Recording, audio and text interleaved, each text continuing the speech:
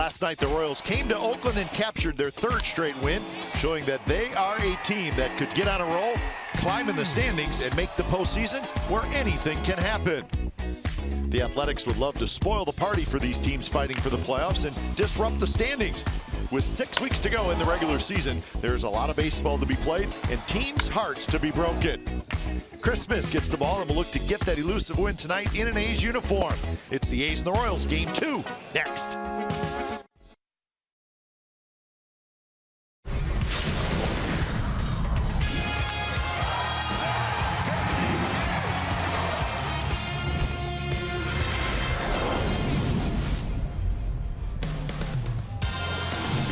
Well, it's another cool night at the Coliseum as we get set for Game 2 of the series. It's the Oakland A's and the Kansas City Royals coming up on NBC Sports California, powered by Xfinity. Good evening, everybody. Welcome to Oakland A's Baseball. Along with Mark Mulder, I'm Glenn Kuiper. Chris Smith tonight makes his 6th start. Mark, he was pretty good early on, but the last 2 or 3 appearances, he's got knocked around a little bit. In fact, he gave up 4 home runs in his last start. Yeah, teams are starting to get a little bit of a game plan against him, and this game is about adjustments. He doesn't have overpowering stuff, so he needs to be a little bit more fine. That last start against the Orioles, a few too many pitches over the middle of the plate, and this is another powerful lineup that can do damage against him if he makes those mistakes. He's got to keep him on the corners and keep the ball down. A big part of that lineup for the Kansas City Royals is Mike Moustakas having a career year. He's got 34 home runs. Only Aaron Judge has more in the American League. Yeah, it's somebody who's figuring out who they are and what type of a hitter they can be. And when you start to do that, the confidence grows. You can see how comfortable he is in the box just in these couple home runs right here. Everything's very quiet. Good swing through the baseball, and he obviously has a ton of power with all these home runs. Yeah, Moustakas in a good spot. He'll be 29 years old at the end of the year and a free agent, and he's having a career year. So Moustakas and the Kansas City Royals come in just a half game back of the second wild card team in the American League. So they have certainly something to play for tonight and the rest of the year. We'll have lineups at first pitch when we come back to the Coliseum. It's the A's and the Royals coming up on NBC Sports California.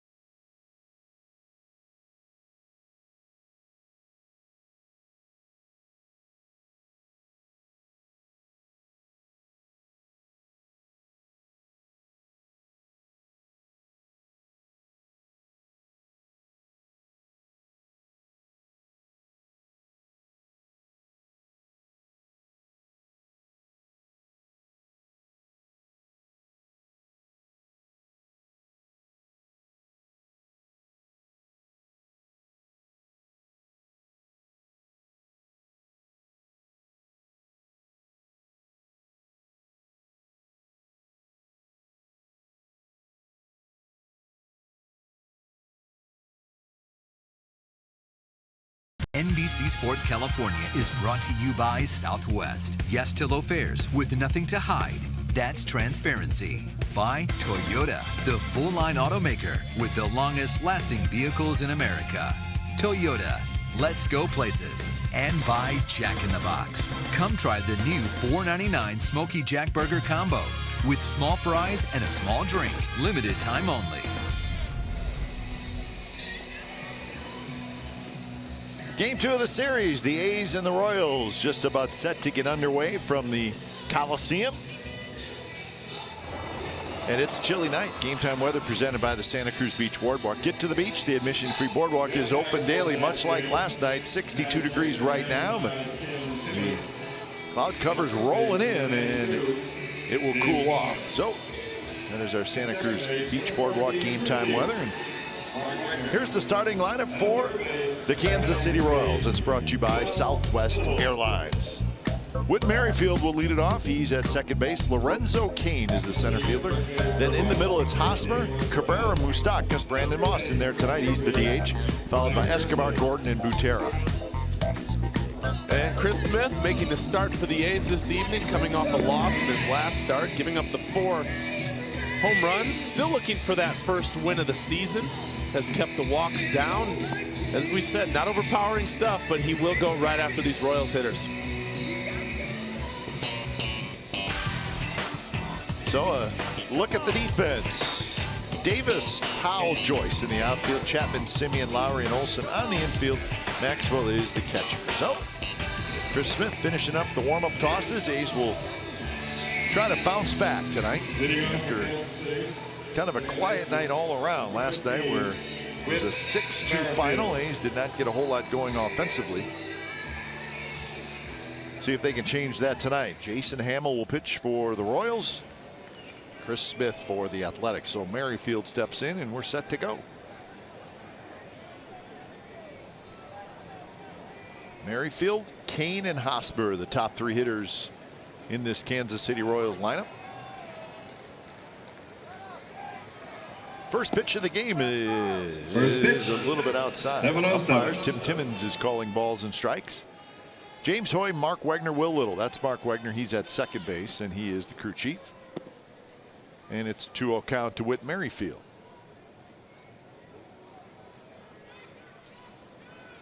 Good numbers for Merrifield, 295. He's got 14 home runs. He was 1 for 5 last night. He singled, leading off the game, stole a base, and scored a run in the first inning last night.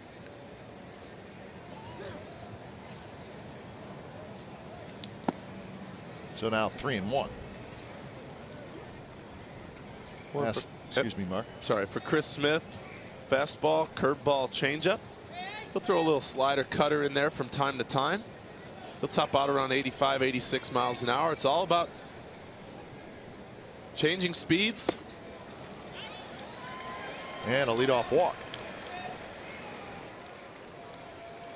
So here's the breakdown. The fastball he throws 50% of the time. Changeup 24%, curveball 26%, and you see the opponent's average on those pitches. So the fastball, and Mark, you just mentioned the velocity. He's just not a hard thrower, so he absolutely has to spot it perfectly. Yeah, he has to use his movement, set guys up, use certain pitches to change their eye levels, change speeds, keep them off balance. That's what works for Chris, and that's what he needs to do to be successful. Lorenzo Cain steps up. Runner goes. Strike called. Throw to second base. Not quite in time. Lowry tried to sweep a tag and maybe catch the feet of Merrifield. Could not, and it's a stolen base.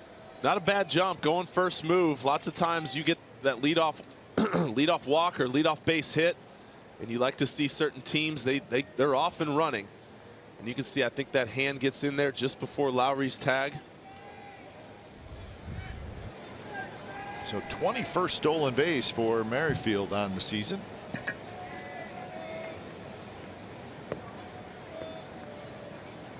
Oh, and 1 the count to Cain.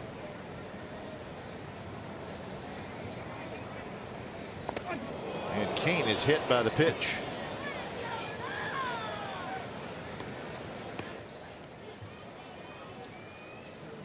So a couple of runners on for the Royals here in the very first inning.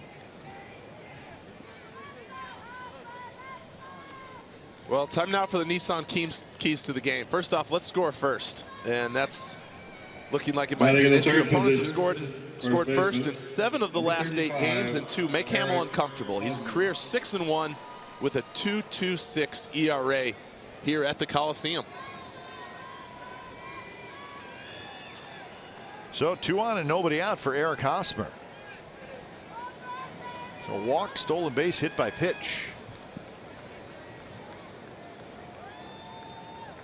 Hosmer at .312 with 19 home runs and 63 runs batted in, and he takes a pitch a little bit low. So getting back to the stolen base by Merrifield, Mark, so he goes right away. Yep. Last night the Royals had 3 stolen bases. Now they're a team that steals a lot of bases, but do you get the feeling that that's something that they're trying to take advantage of in this series? Without a doubt. Without a doubt. Teams that have the speed that they have, that's their game plan going in. All depends on the pitchers, your looks, your time to home plate. You want to be quick without rushing. When you rush, your arm drags, balls are up. And Yost sitting back and looking for an early lead. I'll tell you what, with the guys that are out there right now, Merrifield at second, he's getting a big lead. Lorenzo Cain's not being held. Lorenzo Cain he's 20% on his way towards second base, and he's ready to take off. If Merrifield goes, Cain's going to be right behind him. Well, Cain is strictly relying on Rusty Kuntz, their first base coach, to tell him whether Olsen tries to sneak in behind him. Sometimes you'll see a ball here and maybe a catcher comes up throwing with Olsen sneaking in. And Cain took off. Cain took 3 steps towards second base and then stopped, and Merrifield went back. I mean, Cain's in a great spot because you're not going to throw him out on the back end of a double steal if they were to go. So Hosmer, 5th in the league in hitting. And right now a 3-0 count. So Simeon trying to hold Merrifield on, and the pitch is a strike.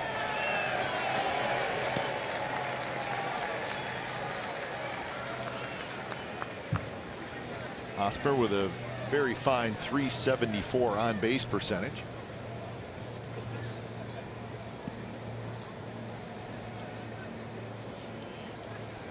Cain is looking at nobody but Merrifield. And that one is drilled toward right field. Joyce hustling over, can't get it. Scoots by him, bounces off the wall. Merrifield scores. They're waving home Lorenzo Cain. Lorenzo Cain is going to score, and it's 2-0 Royals. 3 hitters into the game.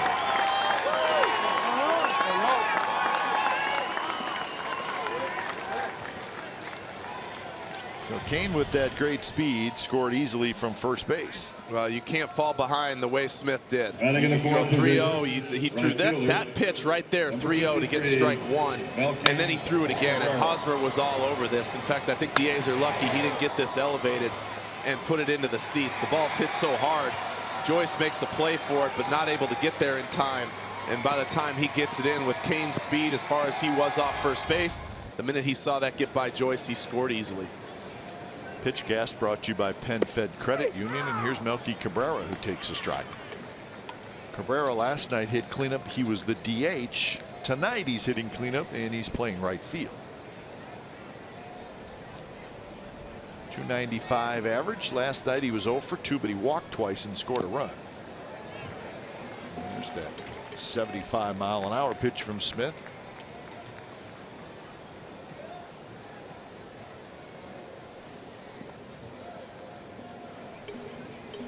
Royals off and running in the very first inning.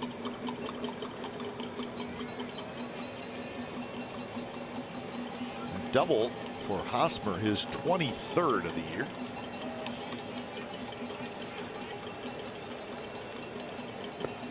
Hosmer's dancing around at second base like he wants to go. Well, the thing for Smith, you know, you can't give the free passes. You know, that's what hurts, especially to start the game. You walk the first batter, hit the second batter. He already has such a, you have to be so fine to begin with, and you have to, he has a small, I don't know if you want to call it window, but there's just a, it's a tough spot to be in when you put yourself behind like that. Yeah, I mean, he's not going to rear back and blow it by somebody when he gets in trouble. No, he has to stick to his game plan and execute pitches. And, you know, the game didn't start the way he wanted to, but he has an opportunity. It's just 2-0. It's the first inning. There's a lot of time to go, but you gotta shut these hitters down and give your team a chance. You can't let it get away from you. Maxwell sets up outside. 1-2 to Cabrera. And loops it foul. Chapman over, but it'll rattle around off the top of the tarp.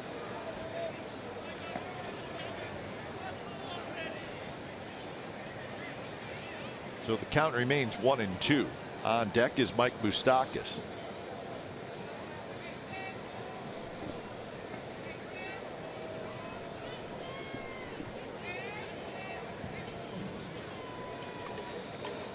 So Smith just needs to get an out here somehow. Good take by Cabrera. 2-2. See, and already here, just 4 hitters in. I mean, I could see it with Hosmer, but all of these hitters so far are waiting for something up. They're waiting for Chris Smith to get the ball up in the zone. I talked about how he has to make pitches appear to be strikes and work the ball out of the strike zone to be effective, but they're being very patient, making him throw strikes. And that one is lined toward left center, and that's going to be a hit. So Hosmer's going to come around to score, and now it's 3-0 Royals. Still nobody out. So it looked like Cabrera waited, and the ball was up a little bit. It wasn't a bad pitch, but it was a strike, and that's the thing. You can see a very defensive swing just going the other way. Batting in the 5th position. And Hosmer off and running, able to score easily. And that's the thing. They're fighting off the close pitches and waiting for Chris to throw a strike. And they're all over it. So Exmo brought to you by Cache Creek Casino Resort. And for Cabrera, his 71st RBI of the year. And here's Moustakas. Fastball is inside. Moustakas at 282, 34 home runs, 75 RBIs. That's Jason Hamill. He likes what he sees so far.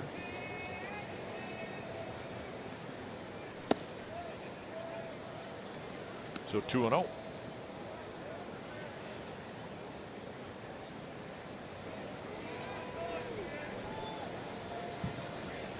So again, Smith falls behind a powerful hitter.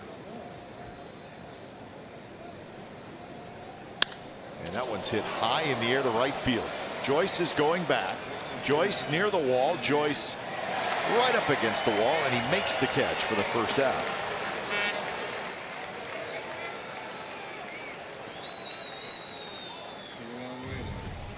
Well, Moustakas just misses this pitch. This ball, he gets it just towards the end of the bat.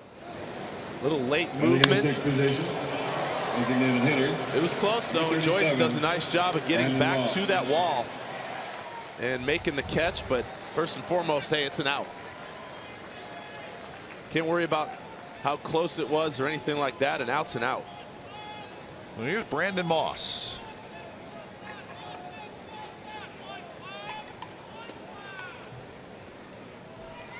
Brandon Moss was a free agent at the end of last year, and he got a nice 2-year contract with the Royals. 2 years, $12 million.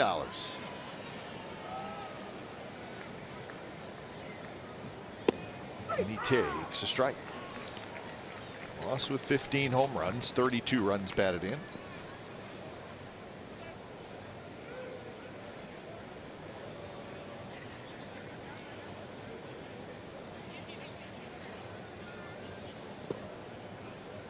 Last couple years with the St. Louis Cardinals for Moss. Last year, 28 home runs and 67 runs batted in for the Cards.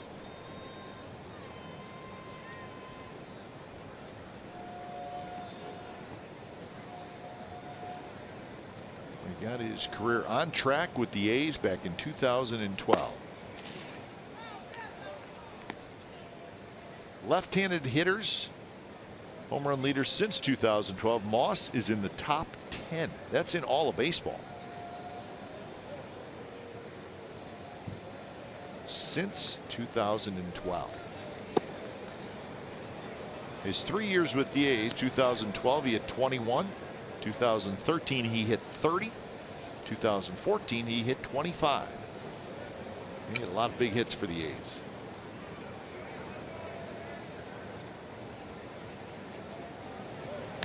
Swing and a miss, 3-2.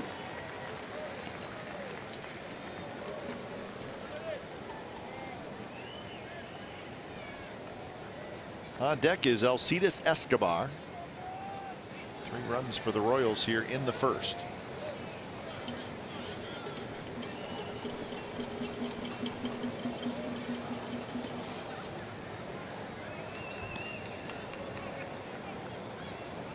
Yogi Cabrera has just 1 steal this year.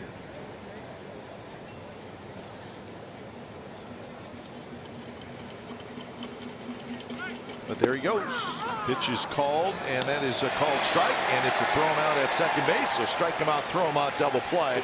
And that's how the first inning comes to an end, but not before the Royals get 3 runs, half an inning in the books.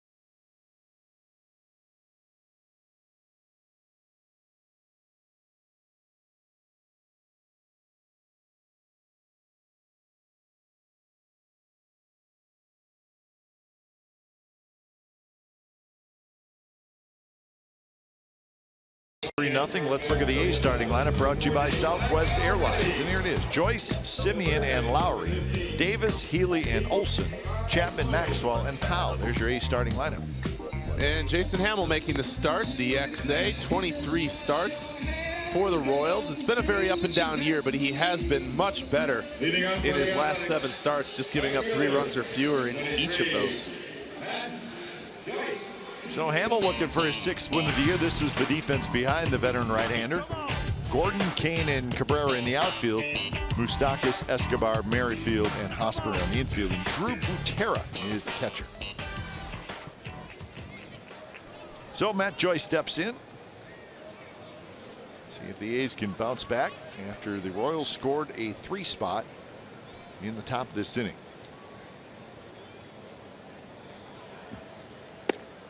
So the first pitch to Joyce is in for a strike.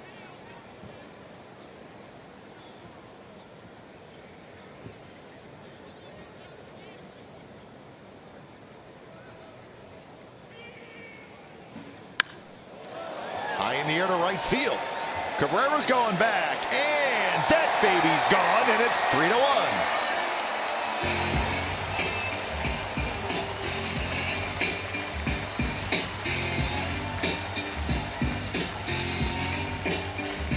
Home run number 17 for Matt Joyce.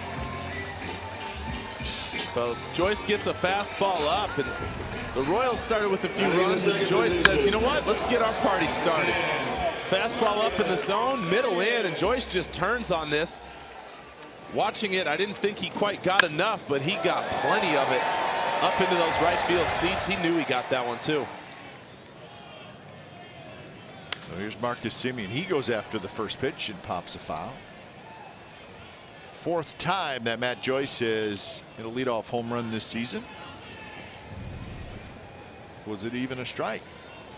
Right at the top of the strike zone. Yeah, and see, watching it, I thought he got jammed just a little bit, but watching his reaction, he knew he got it though.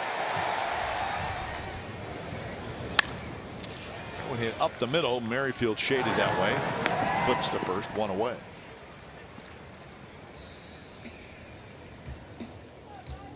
So that home run by Joyce, number 164 for the Athletics. They come in sixth in the American League in home runs hit. Number 8, Dan Lowry. High socks, sneakers, power. Oakland special.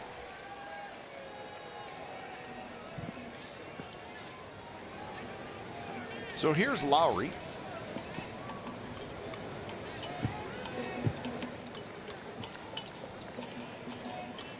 Lowry had the evening off last night. Chad Pinder played second base. 270 with 10 home runs for Lowry. He's got 37 doubles.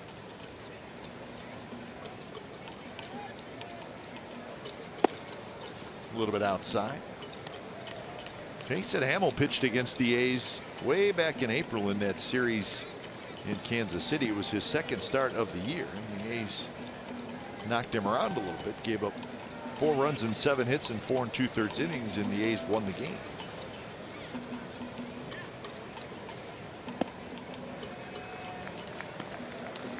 So now it's 3-0.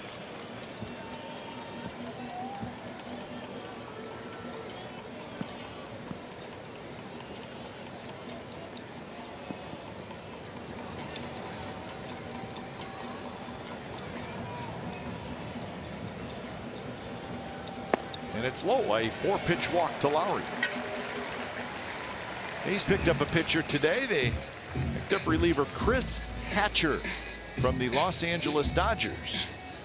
Going to the Dodgers, $500,000 in international slot money. The numbers this year for Hatcher: 4.66 ERA in 26 games, pitched out of that Dodger bullpen. So Chris Hatcher is the new Oakland A's reliever, and sounds like he's going to be here tomorrow. Yeah.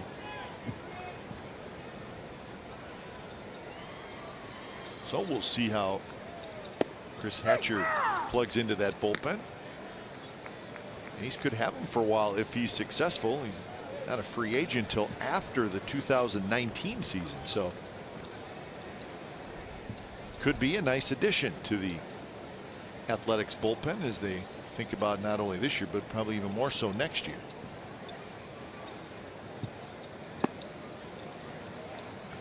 One and one the count to Chris Davis. Well, so far neither of these starting pitchers has really wanted to come out with a bang here in the first inning.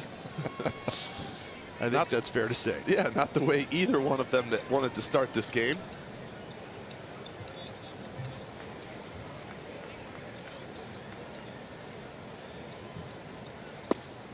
Good curveball there from Hamill, so the count 1-2. Little breakdown of the season for Hamill. First 10 starts, not good at all, but better lately, as Mark said, even more recently. Just has not been able to rack up a lot of wins, even when he has pitched pretty well in the last 4 or 5 weeks. And a foul tip, and Davis strikes out. So that's the second out here in the first inning. Well, Hamill slowed him down with a couple breaking balls, and this is just a fastball. I mean, look at that middle. And Chris was just a little bit late on that. Number 25. He got slowed down enough by those breaking balls that Hamill was able to rear back and throw one by him.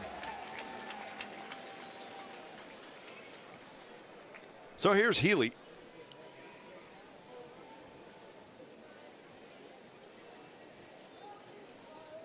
Healy at .258 with 21 home runs and 65 runs batted in. And that big curveball from Hamill, and he gets it in there for a strike.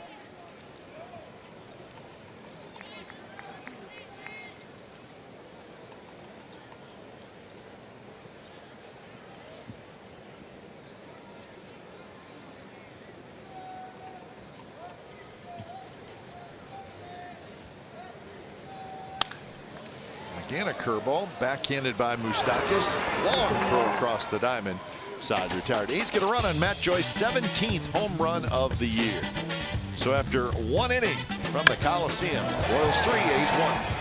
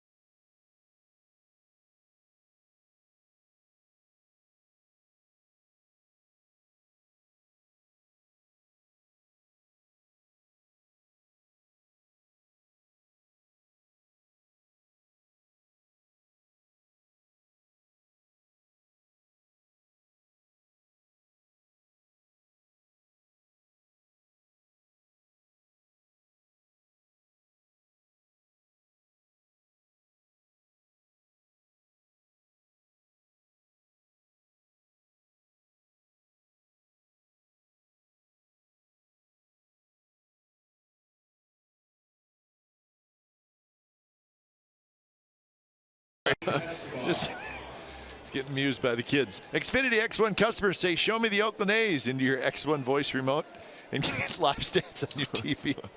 Change the way you experience TV with Xfinity X1.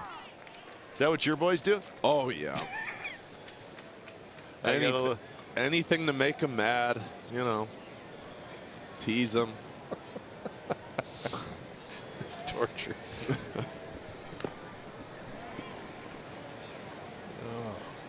0-2 to Alcides Escobar. Next swing and hit again.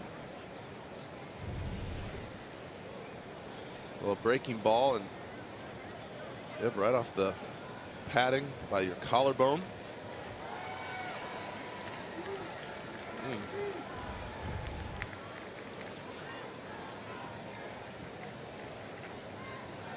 So Escobar and the home plate umpire Tim Timmons give Maxwell a little extra time.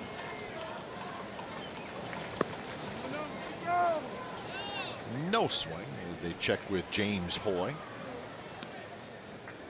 Escobar at .232 with 3 home runs, 38 runs batted in.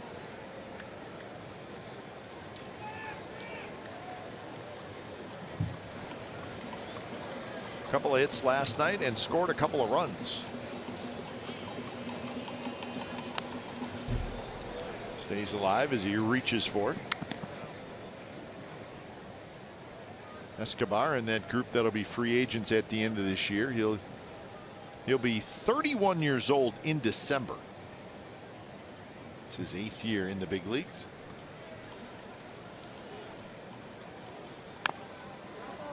Check swing, bounced foul. Well, his defense is always good. Offense struggling a little this year offensively. Hasn't all season long, just hasn't been able to quite keep it getting it going. Pretty consistent performer.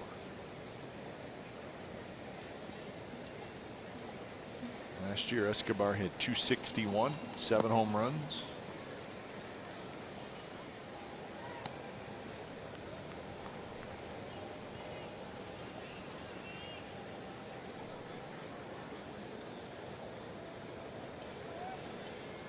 Alex Gordon to follow, and then Drew Butera here in the top of the second inning. That one bounced up the middle. Simeon's there. Throws across. That's out number 1, and let's check in with Angela. Well, guys, this morning the Athletics and Chevron hosted a youth baseball clinic for over 100 youth from Richmond here at the Coliseum. I'm here with Rhonda Morris, VP of HR from Chevron, who was there. How was the clinic? It was incredible. We had about 100 kids here, and we have a program where we talk about the science of the game, and we try to connect science, technology, engineering, and math to the sport of baseball. So they were here. They had a lot of baseball drilling practices with players like Vita Blue. They did a number of science experiments. One of them was the anatomy of the ball, and they were able to take a baseball apart layer by layer and see how it's made and see how what the materials are in a baseball actually impact the game. That's so interesting, and I did have a chance to check out the STEM zone myself this weekend with the festivities. Take me through how it relates in relation to baseball with the science activities. Well, a lot of the science activities, we have experiments that show reaction time. We have experiments that involve the kids playing with bats to see where the impact of the ball on the bat impacts how far the ball will actually travel. We also had a number of players who came out and they interacted with the kids, Sean Manaea and Kendall Graveman, and many people don't know Kendall Graveman's actually a mechanical engineer from Mississippi State, so he's an exceptional role model. That is a very cool tidbit to know about. And tell me about the partnership with the Athletics and Chevron. The A's and Chevron have been partners for a number of years, and our partnership involves a lot of common values. We both value excellence in education. We value science, technology, engineering, and math. We do a lot of programs with schools. We do a lot of programs with kids. And the clinic we had today is one of the highlights of the year and kind of the pinnacle of our partnership. Thank you so much, Rhonda. Guys, back to you in the booth. All right, thanks. Looks like a good day and a good time was had by all with the youngsters. You see Shooty out there and Vita Blue. Remember pulling apart a baseball when you were a kid? Oh, yeah. I did it a couple days ago. Who hasn't done that? It takes a long time. I know. There's a very, very small, bouncy rubber ball when you get to the middle.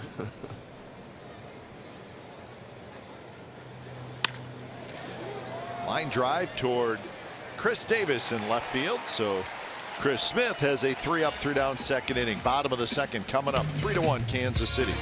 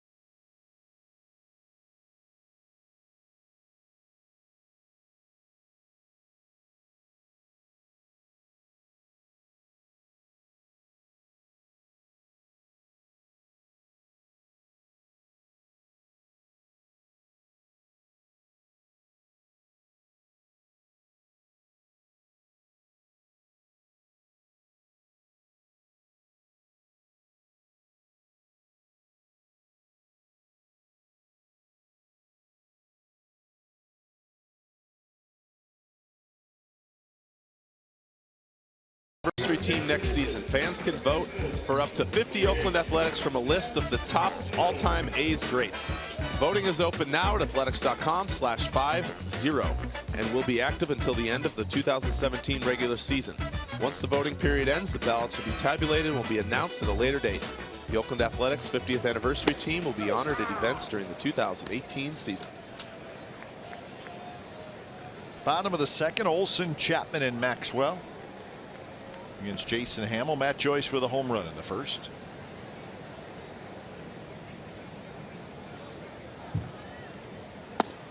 Sharp breaking ball from Hamill, so he likes to throw that breaking ball. We've seen that already in the first inning of this game. Yeah, he's slowed a few guys down with that curveball. That one right there, a hard slider. Good pitch to a left-hander. Right field and deep. Cabrera's back, turns around, and that baby's gone. Olson has homered again, and it's 3-2.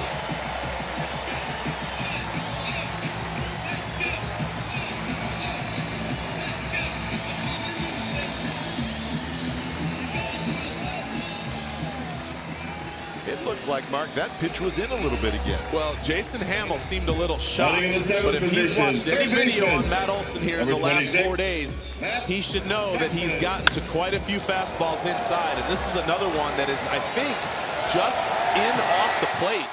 I don't believe that would have been a strike. It might have been close, but that's what, the third home run now that he's basically hit of a fastball in off the inner corner.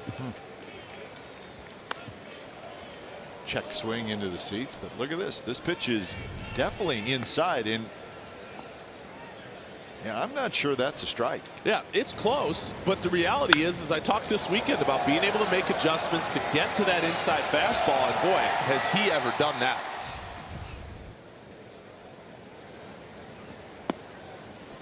Maybe time to change the strategy against Olson. Yeah, that pitch is in. Well, but see, that's the thing. I mean, teams obviously now, scouts are at these games. The scouting reports start where, hey, he's conscious of the fastball in, and it'll be interesting to see what teams start to do. Big hop to Moustakas, throws across, Chapman's out. So one away here in the second inning. So Olson now with 8 home runs on the year. You know, the reality is with Olson is you hit a few home runs on the inner corner like he has now, and teams will, the approach will be maybe the next series, let's say, they go into it and go, hey, make him beat you the other way. So now maybe next series he starts getting hard away, soft away, they just stay away, kind of almost saying, listen, if you're going to beat us, drive the ball the opposite field. And once he shows that,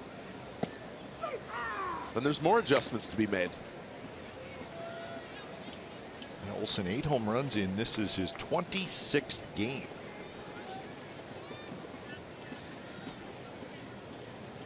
Oh, 1-1 to Bruce Maxwell. Breaking ball from Hamill, and it's 0-2. Maxwell at .215, a homer and 14 RBIs. Maxwell playing in his 48th game today.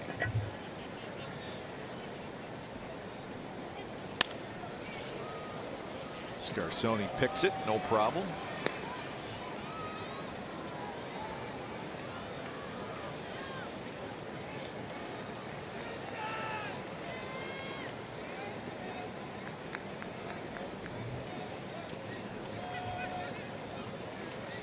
Oh, 2 to Maxwell.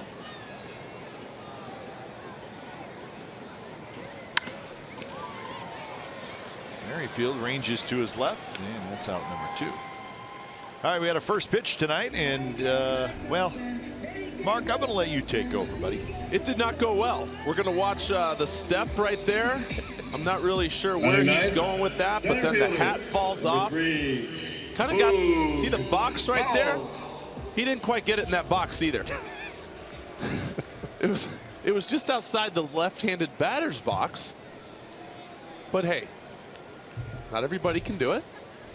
It was still better than 50 Cent, the rapper. Yep. There's been a few others. I mean, watch. Was he on the rubber? That's some quick. I think he was behind the mound, actually. Like right there, he's standing behind the rubber, I think. So I'm not even sure that's a legal pitch, but we'll let it slide. You know what? That pitch was very illegal. It was offensive. Wow.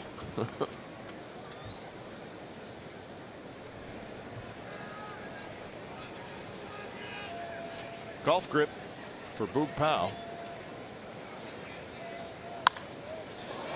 That one's hit well to right field. Cabrera's back, and that one's off the top of the wall. Powell digging for second, head first slide. He's got a double. That one almost left the yard.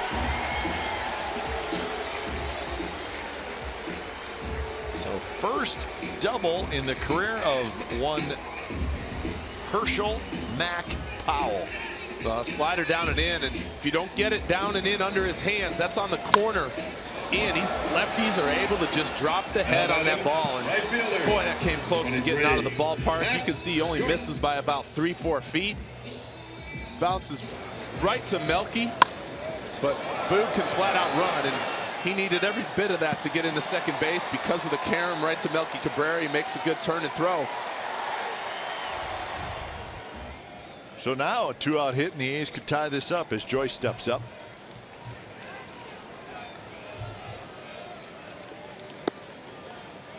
So Hamill not really fooling a whole lot of the A's hitters. They got 2 homers and a double off them.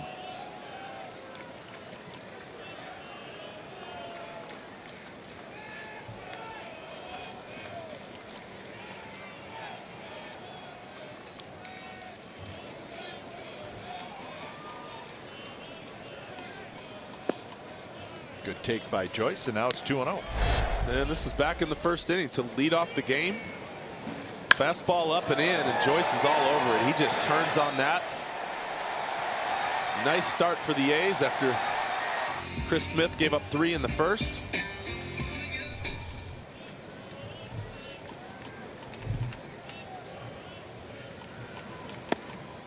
So a 2-0 breaking ball, and it's in for a strike.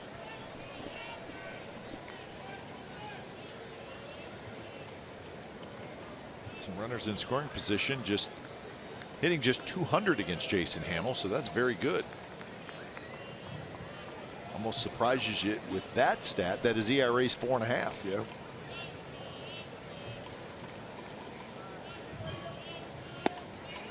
And now 3-1. You know, anytime someone's had an up and down year like that, but they have certain numbers that stand out, it kind of makes you wonder if that's who that person is, or if they're just kind of, or if it's just kind of waiting for it to kind of fall apart. Yeah. You know, are you playing with fire, or are you just making the pitches when you need to? Because if you are, then you should be making those pitches all the time. Well, I'm looking at his career stats, Mark. His career ERA is 4.42. His ERA this year is 4.68. Yep. So maybe that answers your question. But it's unusual to give up that many runs, and it's not happening with guys in scoring position. You know, so are those homers with somebody on first? Are they doubles in the gap to score a guy? You know. Yeah, but even his home runs, so 2 this year, or 2 today. He's given up 17 home runs in 132 innings. It's a little high, but it's not a ridiculous amount. It's not that bad. For as many home runs that are going out of the park this year, that's really not that bad. 3-2 pitch to Joyce. Here it is. Strike 3 called, side retired. Matt Olson with a home run, his 8th of the year. So the A's close the gap to 1. We're headed to the 3rd. Royals 3, A's 2.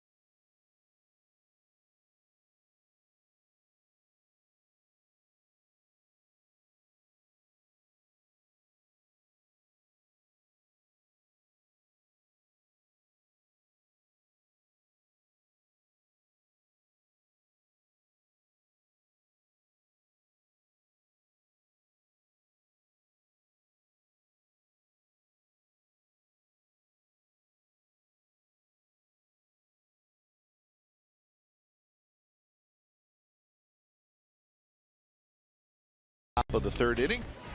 Good A's fans right there.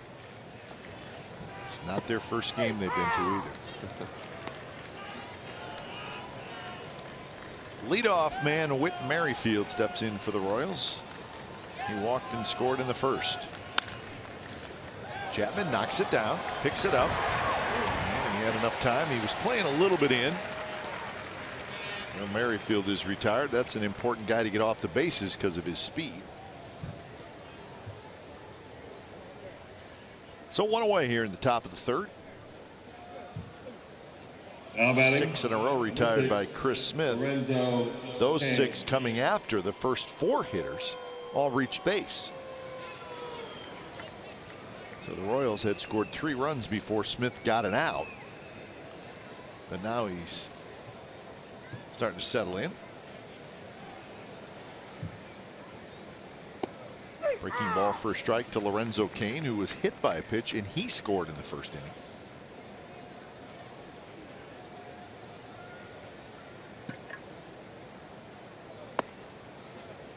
inning. Ooh. Tim Timmons may have missed that one.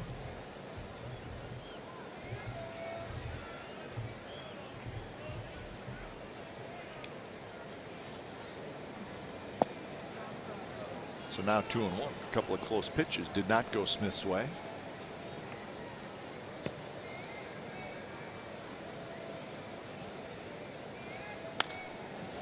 Well, the Royals are going to look out at the out-of-town scoreboard and see that the second wild card team, the Angels, lost. So now you have 3 teams tied for the second wild card: Twins, Royals, Angels. The Twins are losing 6-1 in the 9th inning at home to the Indians. As we said, the Angels have already lost, so this could be a pretty good night for the Kansas City Royals. They could be sitting alone in that second wild card spot.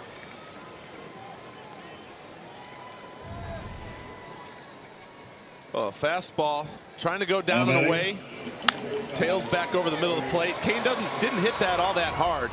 It seemed like he did, but he got it towards the end of the bat, but found that 5-hole right in between short and third.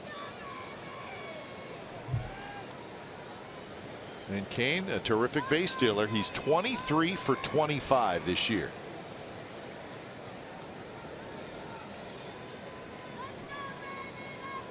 Right now, he does not have a very big lead.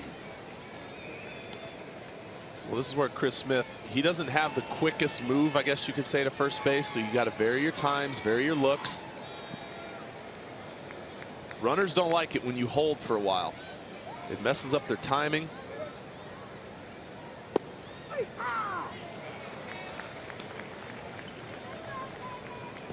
0-1 the count to Hosmer. That first pitch, Cain didn't really have a very big lead at all. But he's also that one who kind of likes to bounce off late and get that running start.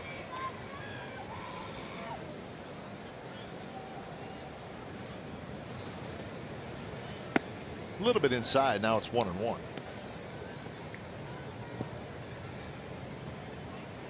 Cain last year had just 14 stolen bases. He was a little banged up last year. Had a hamstring injury.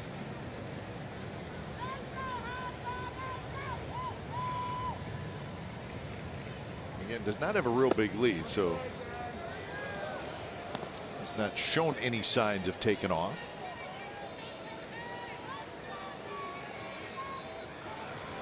You can see him blowing into his hands. He's shaking his hands.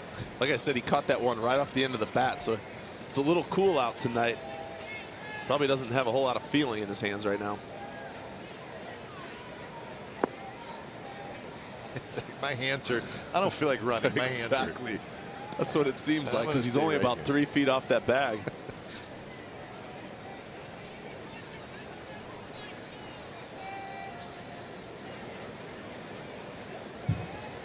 So 3-1 the count with Melky Cabrera waiting in the on-deck circle.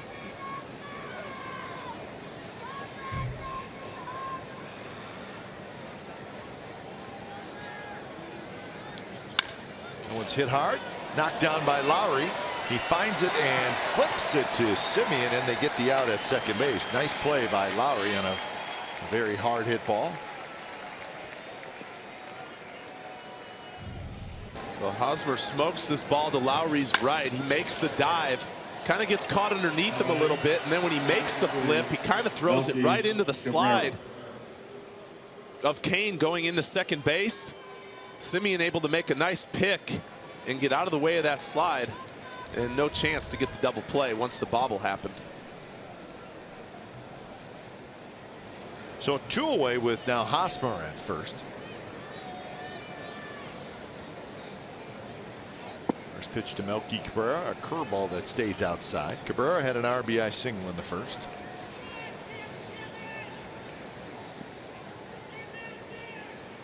Cabrera was hitless last night, and that stopped a 9-game hitting streak he had rolling.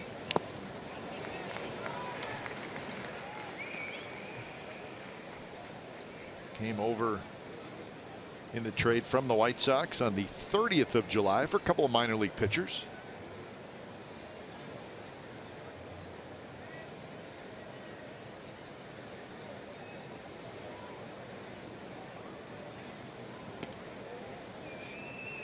Part of a fire sale for the Chicago White Sox.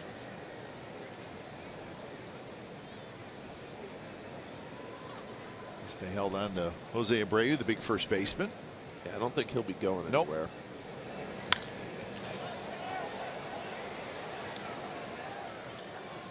Yasiel Garcia, good young right fielder at the White Sox. Now many consider to have top 5 minor league system, but I guess if you trade all the players they traded, you better have a top 5 minor league system. Remember they traded Chris Sale over the winter. Trade Sale and your minor league system should go way up just in that one trade. Strike 3 call. Fastball at 86 on the outside corner. So no runs, a hit, and 1 left. Bottom of the 3rd coming up. Simeon to lead it off. 3-2 Royals.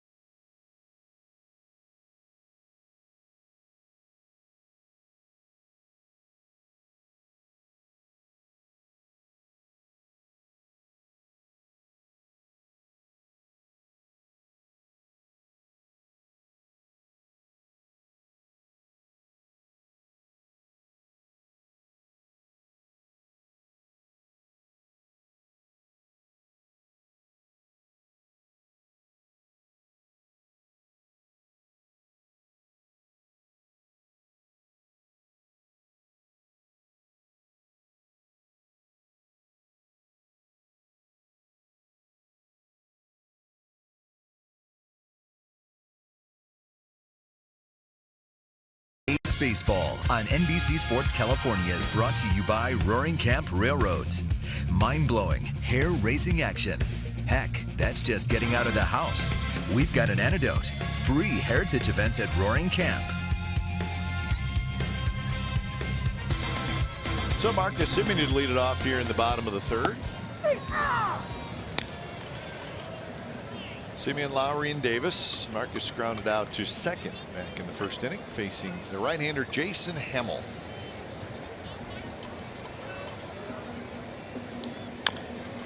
It is the Jason Hemmel that was with the Oakland A's in 2014 for a short period of time.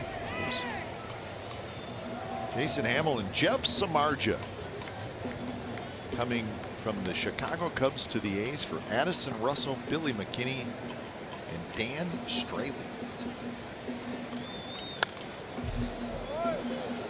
Hamill that year, that half season with the A's, was 2-6. He made 12 starts for the A's.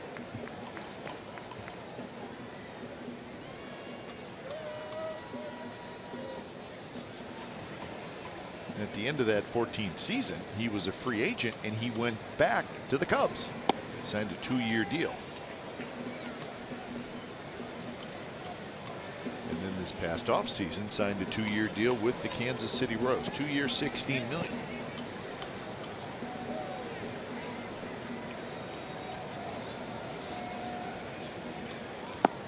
Breaking ball, and Marcus Semien swings and misses. Jason Hamill was on the mound. He threw the final pitch of that 2014 season, and this is still hard to watch. It was complete heartbreak for the Athletics that night. They had the game won a couple of times. Yep. So they thought. It was an all-time great game, but it ended very, very difficult for the Athletics, and Hamill came out of the bullpen that night. Well, that's I think the A's should have won the game a lot earlier than what happened. Yeah, without a doubt. As a fan of the game, that was a fun game to watch. Something, but it was something. It just didn't turn out the way you wanted it to. That's the wonder of that wild card game, and how if you're able to win it, I think it's a huge momentum builder. Yep. Because wouldn't you think? Did you ever play in a wild card game? Not a one-game one. Not one game. No. That's right. You would not. That's right. That That's just been a couple years. Yeah. Yep. So that one game, it's a hard game to play in, obviously. But I would think if you win, it kind of relaxes you a little bit going into that next series. So Lowry has a 1-out base hit. But I also think that one game. And here's the breaking ball. He tries going with the slider away, just catches too much of the plate. Lowry kind of jams himself a little bit. That ball moving in, flares it out into left field. A's have a runner. But that one-game wild card, I think just the urgency of it, though. Your adrenaline, the pressure of that one game. It's like playing it's an elimination game. Yeah, it's a game 7. That's exactly right. So you win that, and because it's just one game, it doesn't take out of you what a 5 or a 7-game series would. So therefore, you have all this adrenaline, the high of winning that going into that next series. And I think that does a lot for that wild card team. Yeah, so the first game you play in the postseason, if you're a wild card team, it's a game 7. Yeah. I think it helped the Royals. Went all the way to the World Series. Came up short there, but I think the Royals went to Anaheim to take on the Angels right after that and swept them. And they just, I think they were undefeated in the postseason until they got to the World Series. Yep. And then they had to sit and wait for the World Series. That's right. That's not many times does a team wait that long. Yeah, that's never good. No. Or at least it never seems to be. 2-1 to Chris Davis.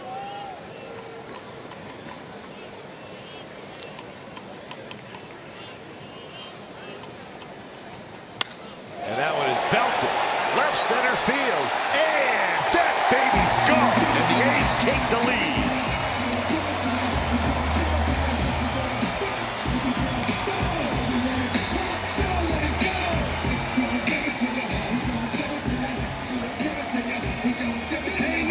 Chris Davis with number 33 on the year. Well, you could almost see this coming with the Jason Hamill breaking ball. His slider and curveballs haven't been real sharp in this game, just kind of rolling. And this This one, he finally starts one middle in, and this ball smoked. Didn't get very high off the ground. A line drive to left center. And boy, that's a drop souvenir by the fan right there. I think, yeah, two guys fighting over it. So that's go-ahead RBI as well for Chris Davis. Bunted. Healy's got a chance to beat it out. Moustakas' throw. Safe.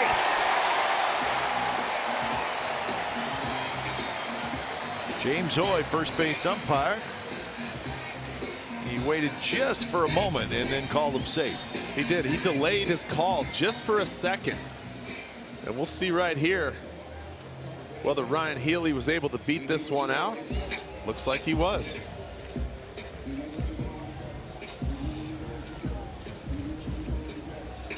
So Healy with a nice bunt single. Number 28, Matt Olson. And here's Matt Olson. So the A's now 3 home runs in the first 3 innings.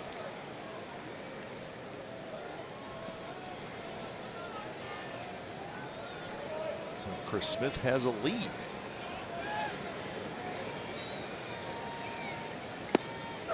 Fastball first strike. Olson did this in the second inning.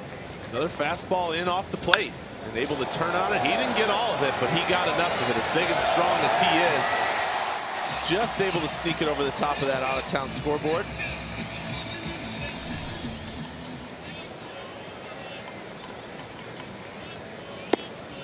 Again outside. Well, what I say in that first inning about Chris Smith, he gave up those first few runs, and I said this is where you got to find a way to limit this, put up some zeros, and give your team a chance to score some runs, and the offense has come through for him.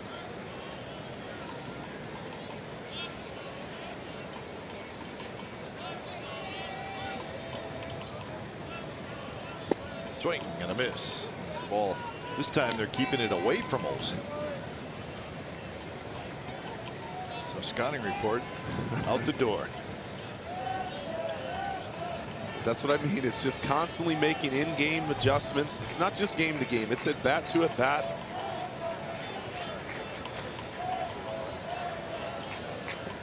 And a curveball down and in, and Olson could not hold up.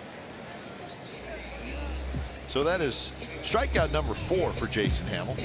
Well, a good curveball. This one down under his hands. Now batting, third Big baseman, break to that one. 26. As many times as he went away and a few fastballs in, Olson not able to stay back.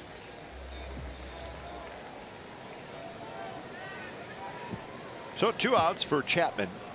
Chapman grounded out in the second inning.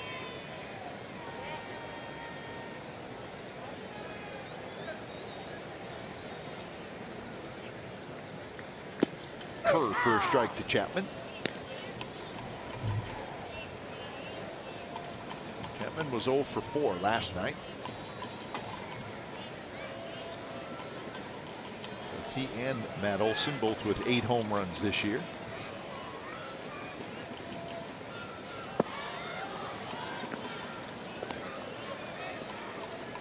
The A's down 3-0, and they used the long ball to take the lead at 4-3.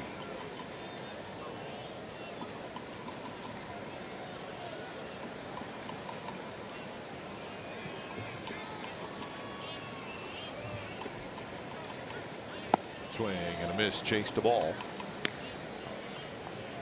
There was a sharper slider. That one was a little bit better, starting on the outer edge of the plate, running off.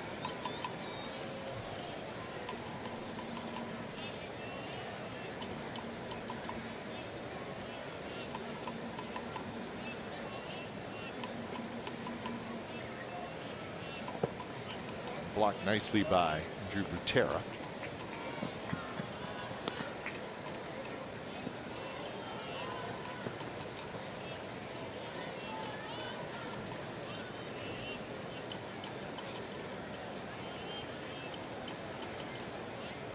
Got to keep that lineup card close. The manager looks at that many, many times during the course of a game. 2-2 now to Chapman.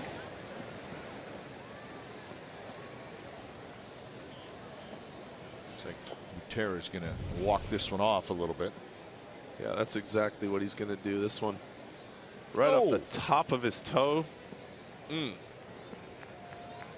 Bounces up, but hey, it's better to go for a little walk or jog out to the mound than sit there and just wear that.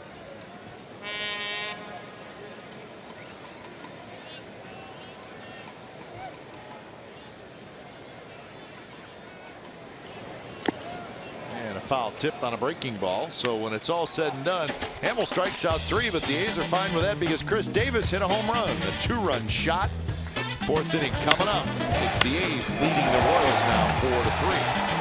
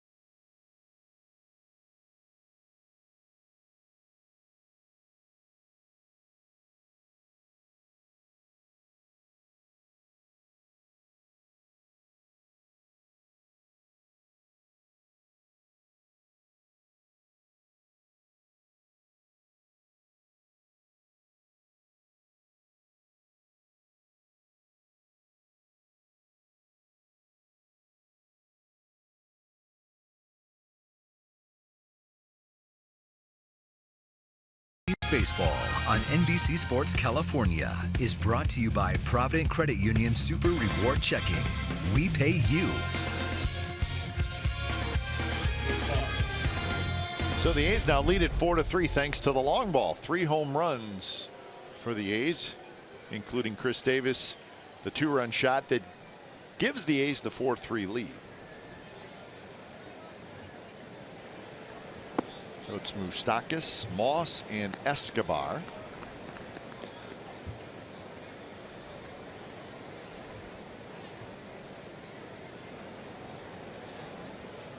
Got to be a good feeling, though, for a pitcher, right? When you scuffle a little bit early and you give up some runs early, and then your team comes back and takes care of business, and there's still time for you to settle into a little groove and give your team some innings. Yeah, but this is where you really want to keep this momentum going, and you can see how aggressive Chris has been. Getting a few swings. The pitch before that was a changeup down that he got a swing and miss on, and you start attacking that strike zone a little bit more. You see 32 balls, 31 strikes, but a lot of those came early. A lot of the balls did.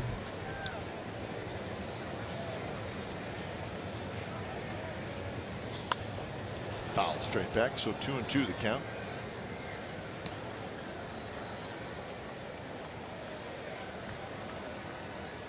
Chris is someone who pitches to contact.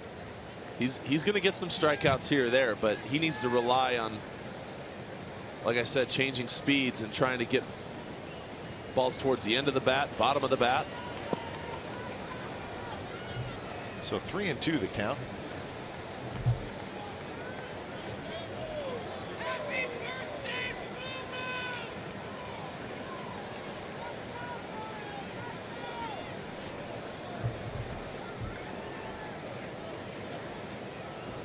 So 3-2 to Moustakas, who hit a deep fly ball to right field his first at bat, and he drives one to center. Powell racing back. He's going to get there. Stops near the wall, makes the catch. So that's out number 1 here in the 4th inning. Little note on Chris Smith and his curveball hard hit percentage this season. Brandon Moss. Fastball change and then the curve. It's soft hit and hard hit. So the opponent's average versus the curveball is 0.86. Well, the curveball for Chris it's not something that he throws a ton of, but that's what makes it effective for him. If he threw it more, he might not be as successful with it because they would see it more times. So flip it in there just the right amount. Well, that's how it works for him. You know, he'll throw it behind in the count, maybe 1-0 to try and steal a strike. He'll throw it 0-0. But then when he gets to 2 strikes, he can try and bounce it. He can try and backdoor one. We saw him do that the pitch before Moustakas flew out. It's not a big swing and miss curveball, but it can be with 2 strikes if you set it up the right way.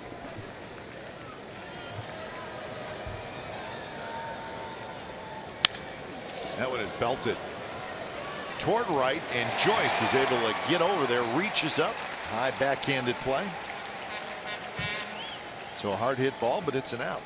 I don't think Chris Smith thinks strikeout at all. No, not at all. And the fact is that yes, these last 2 balls have been hit hard, but you know what? There's 2 outs, and you cannot. Chris is out there. He is not afraid of contact. There are plenty pitchers in the game of baseball who have way better stuff who are afraid of contact, and that's why sometimes they're at 110 pitches through 5 innings, because they mess around, and next thing you know, the ball gets hit hard and they get sent back to the minor leagues, but who have way better stuff, and they should be sticking around. But the reality is Chris is not afraid of contact. He understands what he has. He understands the pitches that he can make, and he goes right after guys. Well, and we've also seen him give up hard hit Yes. balls, and he chuckles about it. That's exactly right. So he is not worried about that. And that's the way you have to approach it. An out is an out. I don't care how hard it's hit or how soft it's hit. As long as you get an out, that's all that matters. 2-1 the count to Alcides Escobar.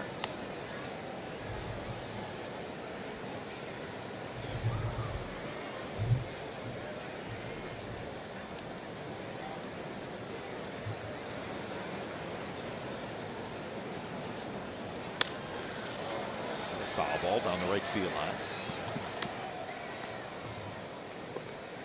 74 pitches for Chris Smith, so his pitch count's a little high.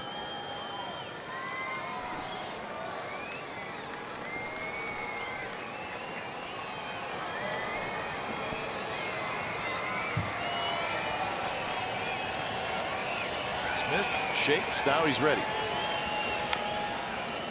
2-2 curveball. Just a little bit off balance was Escobar, and he rolls it foul. Escobar grounded to short in the 2nd inning. But see, that's a good example. The pitch before that curveball was a fastball. Escobar hit it over their dugout. He goes to a curveball, he pulls it foul. So you can see how off balance he has Escobar right now. And this is where it becomes a game. Does he try and go sinker in down under his hands? Maybe even a changeup. Little fastball away. And it's lined into the glove of Matt Olson. Side retired. That's a 3-up, 3-down inning for Chris Smith. Bottom of the 4th coming up. A's 4, Royals 3.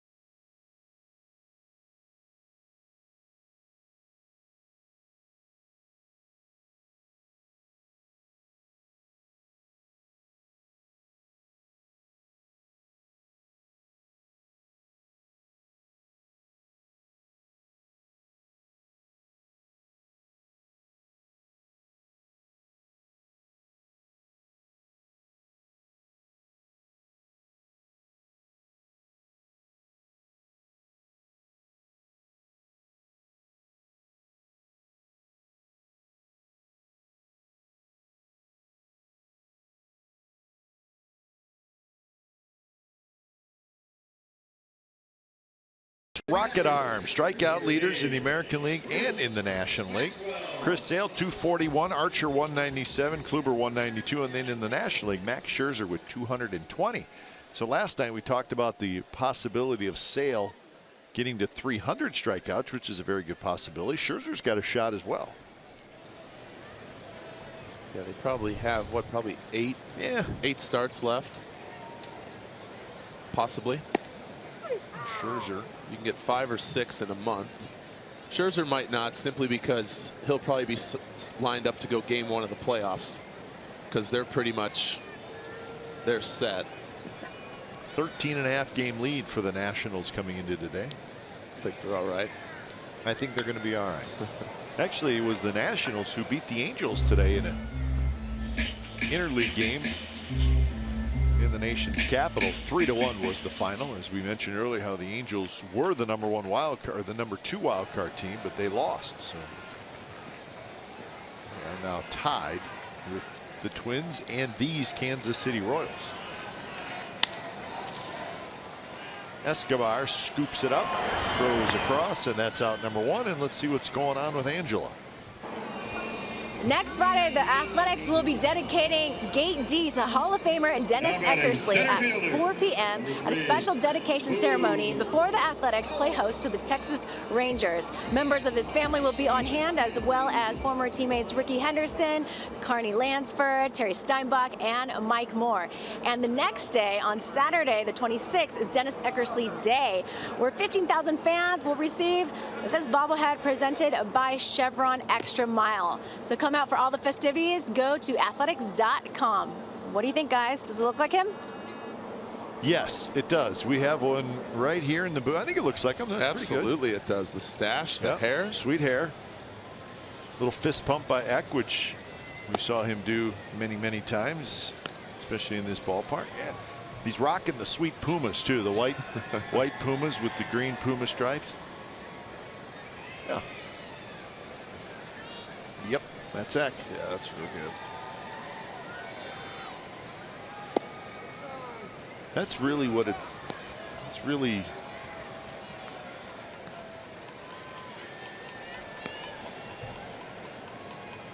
You immediately look at, does it look like him? Does it look like? It's not too shabby. Struck you out, man. Sit down.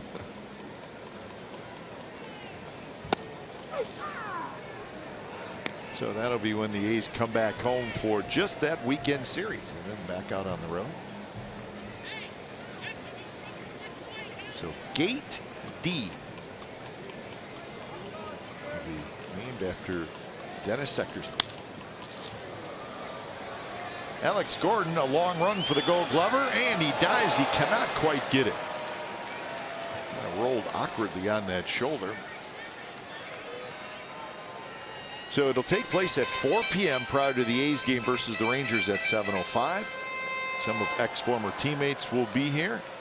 Ricky, Carney Lansford, Mike Moore, Terry Steinbach. And then Dennis Eckersley Day will be Saturday the 26th, though it's really kind of a weekend celebration for one of our favorites, Dennis Eckersley.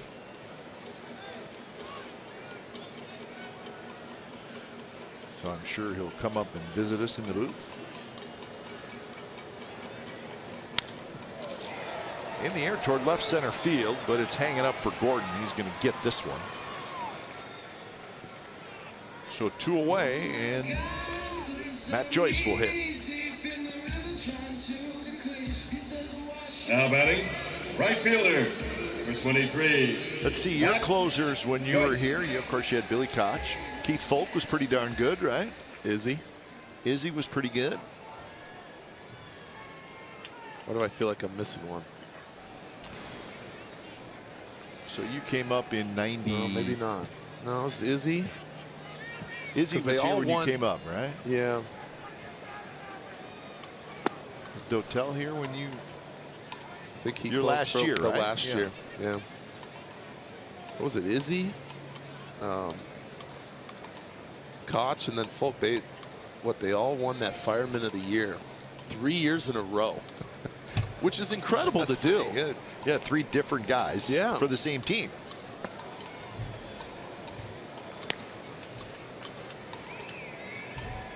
Yeah, for all of them to win the award 3 years in a row, that's pretty cool. 2-0 the count to Matt Joyce.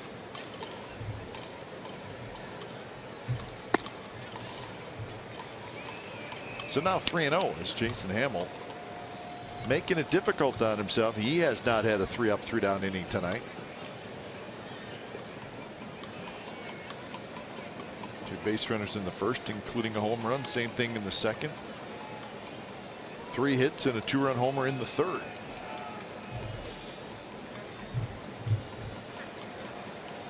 And that's a strike. Joyce with a home run, and then he was called out on strikes. He's 1 for 2.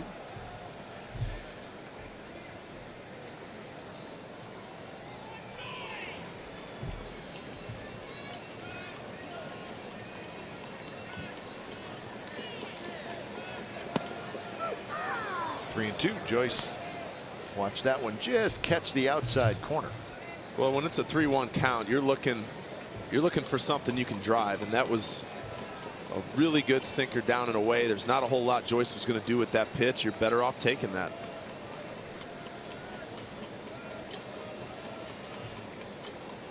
Payoff pitch is hit in the air, foul territory. Moustakas near the mound, and he cannot get it.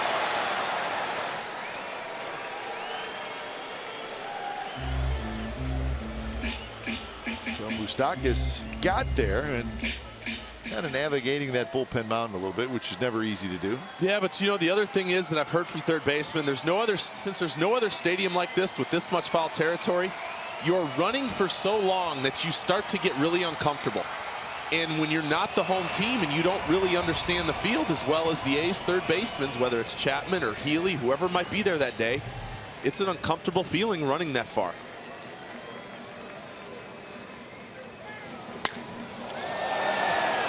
Alex Gordon goes back. Gordon stops, waits, he's got it. So Jason Hammel does get the 3-up, 3-down inning. 5th inning coming up. A's 4, Royals 3.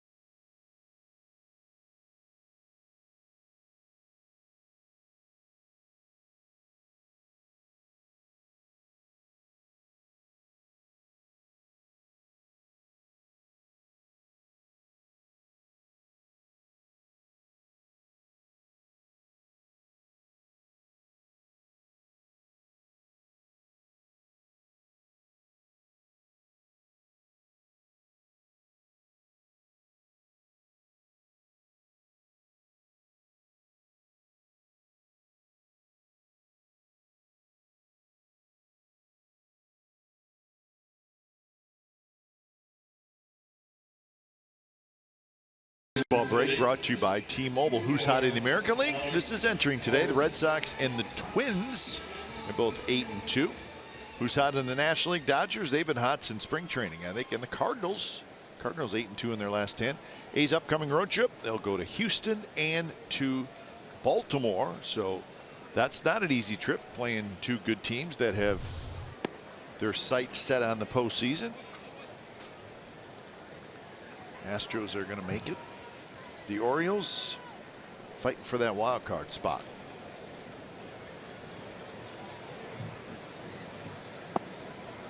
Cardinals lost today. It was actually a good day for the Milwaukee Brewers because the first place Cubs lost, second place Cardinals lost, but the Brewers won. So the Cardinals and the Brewers both trailed the Cubs by 1.5 games in that tight National League Central. There it is.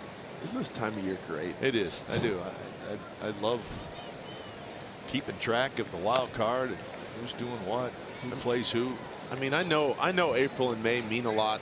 I get it. They're just as important as a game in September, but man, it's amazing how if you get a big lead or you fall back a lot, or if you're way behind early in the season, you can still make it up. And it just, when you get towards the end, the games become so important every single day. There's so much moving around.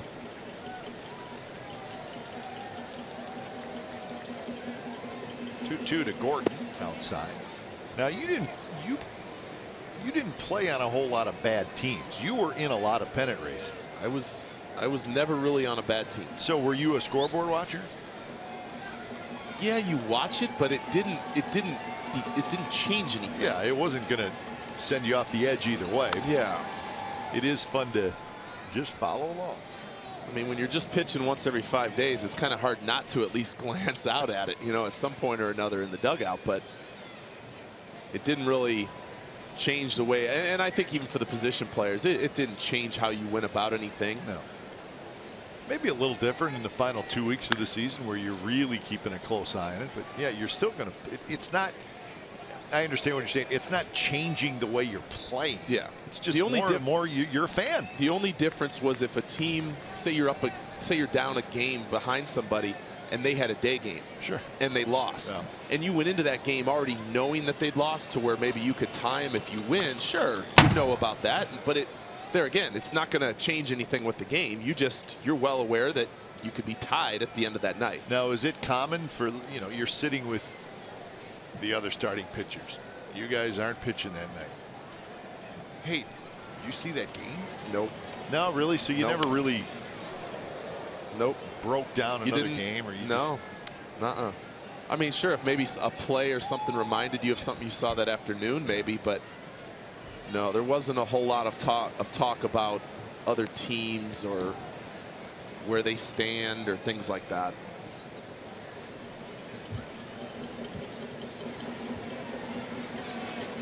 Good battle here between Smith and Gordon. A line drive right into the glove of Lowry, who scoops it. So that's out number one here in the top of the 5th inning. And that'll bring up Drew Butera. Now batting, number 9. So I guess maybe Drew Butera. Breaking down of other teams and other rosters. Fans love to do it. Yeah. Hey, broadcasters love to do it. Players got their own team to worry about. Right? That's exactly right. You're more worried about what you need to do to prepare to be ready for your next start, your next bullpen outing, your next at bat, whatever it might be.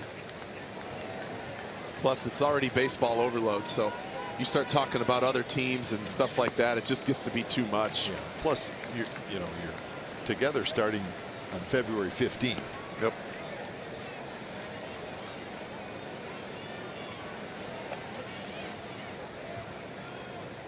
To the count to Drew Butera, who lined out to Chris Davis in the 2nd inning. Chris Smith doing a nice job. He's allowed just 1 hit since the 1st inning. That's a swing, and that's a strikeout. Drew Butera probably not thrilled with that.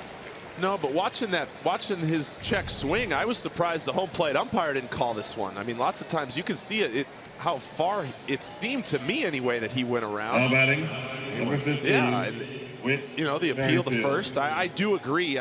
There's no reason for a home plate umpire to call it. And you can see Butera, he kind of keeps his helmet lid down and just glances toward the first baseman like, uh-oh. Chris Davis goes back. Chris Davis nearing the wall. Chris Davis has just enough room. He makes the catch. Merrifield is retired. So that is 8 in a row retired by Chris Smith.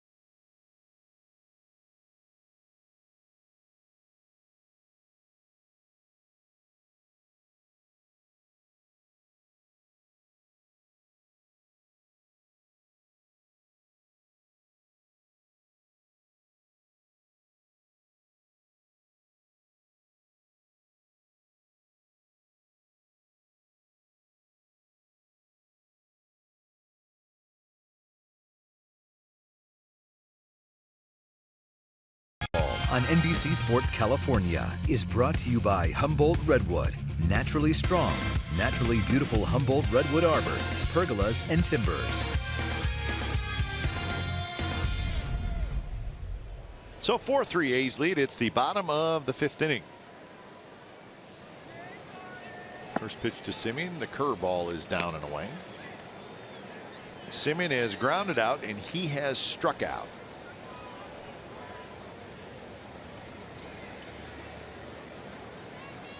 .73 pitches for Jason Hamill. He's got 5 strikeouts. He has walked just 1, but he's given up 3 home runs. This is an inning where you'd like to see the A's try to get something going off Hamill. Just at 74 pitches, try to separate themselves a little bit, add a couple runs before Kansas City gets to that good bullpen.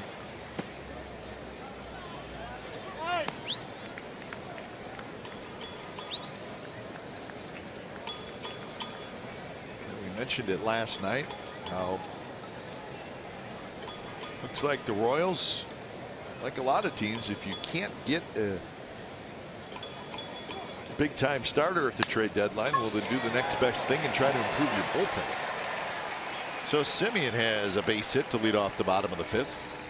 MLB.tv every night, every device. Watch every out-of-market regular season game live. Plus, get a free subscription to At-Bat Premium, the #1 app for live baseball.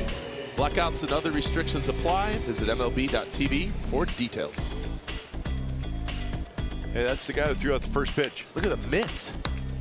Look at the old school mitt. Is that a 4-finger mitt?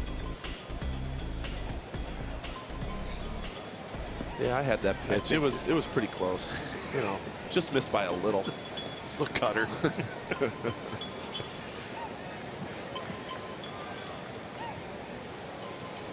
Lowry has walked and singled, and he has scored a run.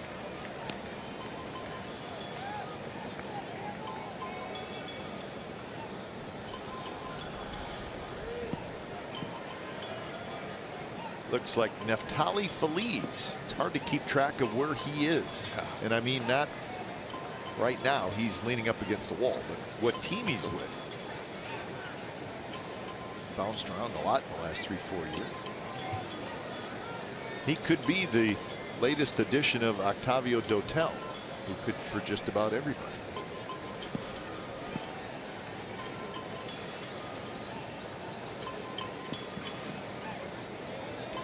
The weighted ball.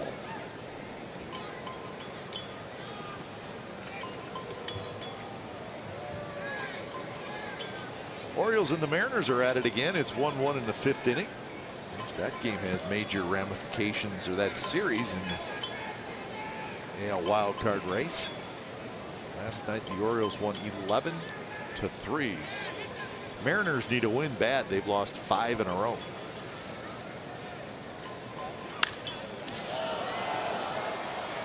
Mariners scratching their head. What the heck happened? No pitching happened. No injuries happened. Miley pitching for the Orioles. Albers pitching for the Mariners.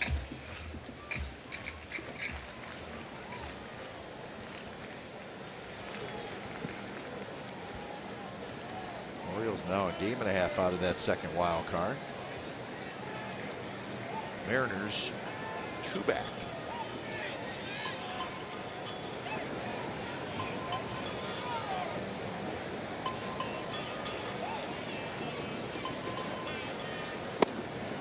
Lowry takes a strike.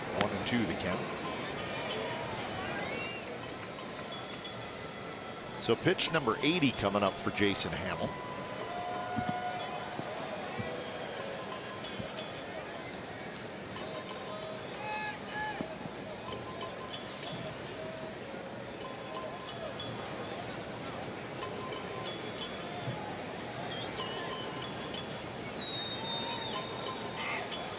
Swing and a miss. He elevated a fastball right up under the hands of Lowry.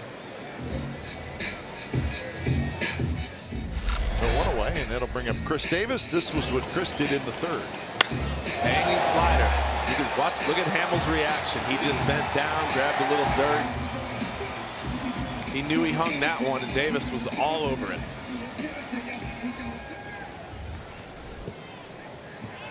So Chris Davis now 33 home runs and 86 RBIs.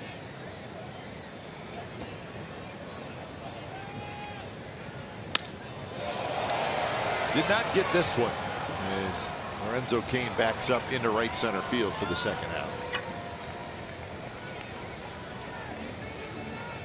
Well, I was going to say on that Davis homer, there are times as a pitcher the ball comes out of your hand and you have enough time, or it seems like enough time, as the ball's going there, you go, oh no. You know, it's whether it's a changeup that's up, a breaking ball that's hung, you can tell by the way it comes out of your hand. It doesn't mean they're going to hit it, but halfway there you're just thinking, oh no, because you know it's just a very hittable pitch. It's not a very good feeling. You want to grab it? You want to grab it and pull it back. So here's Healy, who had a bunt single in the third inning. So Moustakas playing way back like he is now, and he laid down a pretty nice bunt. First pitch from Hamill is in for a strike. Lefty Daniel Coulomb starts to warm up. Chris Smith has settled down nicely, but he's thrown a lot of pitches. Bob Melvin wants to have somebody ready.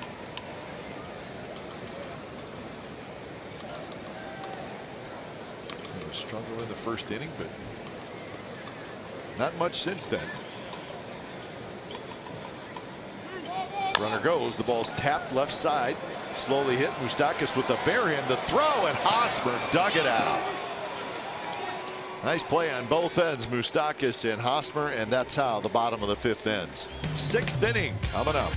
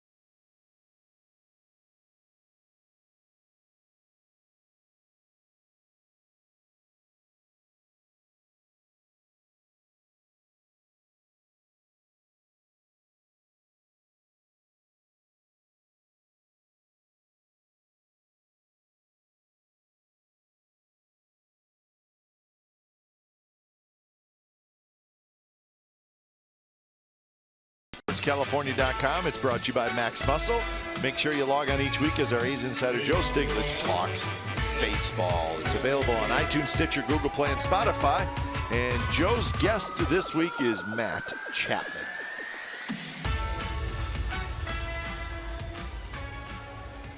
I think Joe is working on one with our guest last night, Chris Giles, the Chief Operating Officer for the Athletics. Saw Joe with Chris yesterday.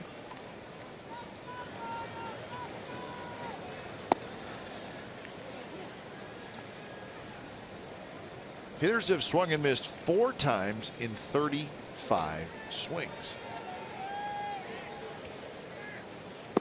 So you're probably saying, well, is that good? That's not a lot. Yeah. But that's okay. That's not who he is. He's not out there trying to get a lot of swings and misses. If they happen, they happen. There's going to be some games where he might get 10 or 15, and there might be some where he might only get a couple. But he's pitched so much better since that first inning. Yes, he's retired 8 in a row.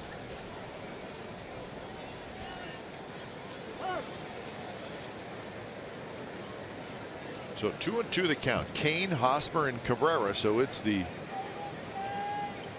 meat of the order for Kansas City. Chapman has it. Chapman across the diamond with that terrific arm. Kane is out. So 1 out here in the top of the 6th inning. And Bob Melvin's coming out.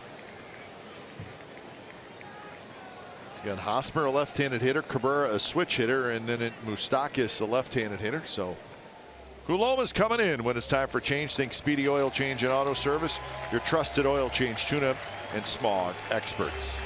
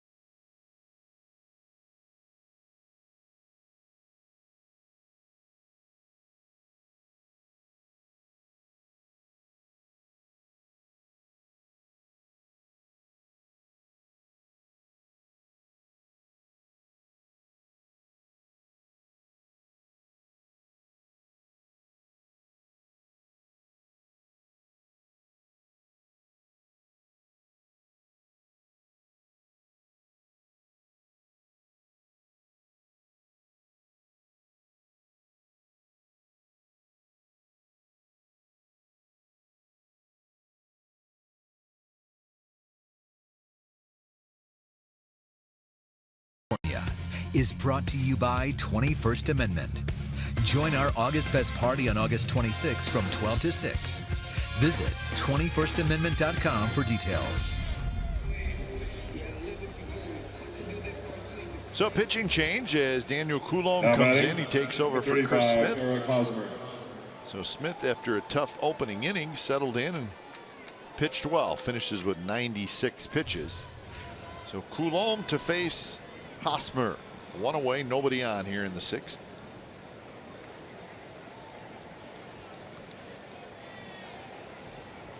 First pitch is in for a strike. Coulombe last pitched on Saturday, and it was kind of a forgettable outing for him. He gave up 3 runs in 1 inning. So he'll try to bounce back from that after a couple of nights off.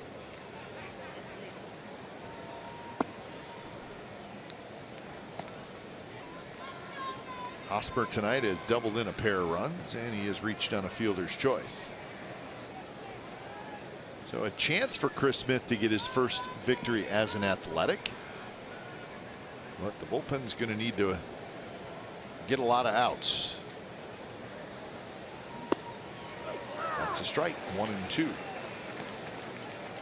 Daniel Coulombe has a good curveball going. It is a sharp breaker, and it's got a big break to it.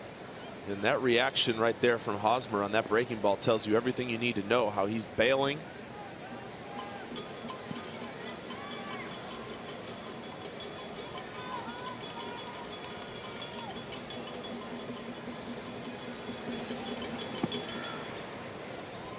Takes that one in the count. 2-2.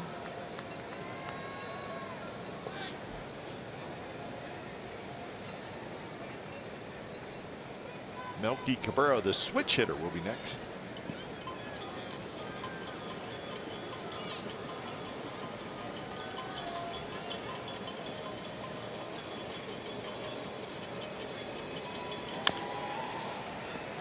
Chapman cuts in front of Simeon and throws in time. 2-1.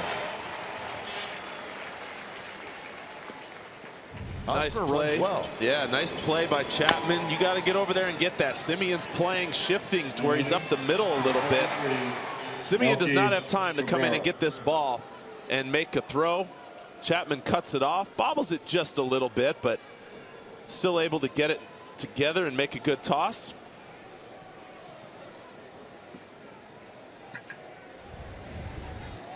So 2 outs here in the top of the 6th, and that'll bring up Melky Cabrera.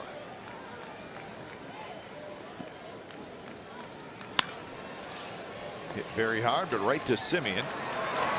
So the Royals go quietly in the 6th inning. Nice job by Chris Smith. Bottom of the 6th coming up 4-3. A's lead.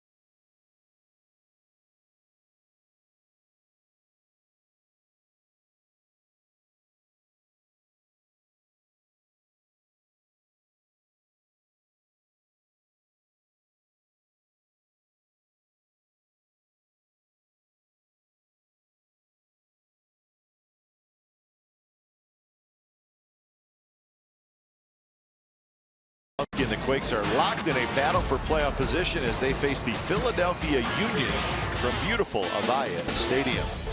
The home of the authentic Earthquakes fan is NBC Sports California. So that's coming up on Saturday at 7:30. So that'll be right after our ball game in Houston. Got about 10 So we'll seconds. go baseball to soccer on Saturday night here in NBC Sports California.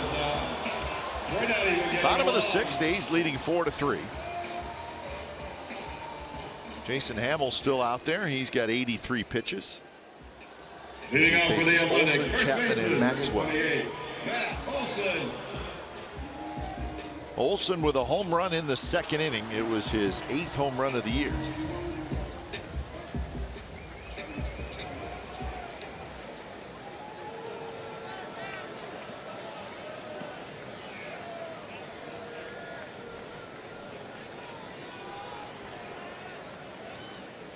Interesting. Hamill in that first at bat tried to go inside. Olsen hit it out. The next at bat he kept it away from him, but then he finished him with a breaking ball down and in. We'll see what Hamill does in the 3rd at bat against Olsen. Well, after getting beat with that fastball in for the homer, you'd have to think he's going to try and stay away. And if he does go in, it would be something way in off the plate to try to get like a chase pitch of some sorts if he gets to 2 strikes. I'd be a little surprised if he tried going fastball in, especially for a strike. Big overhand curve drops in there, and it's 1-2.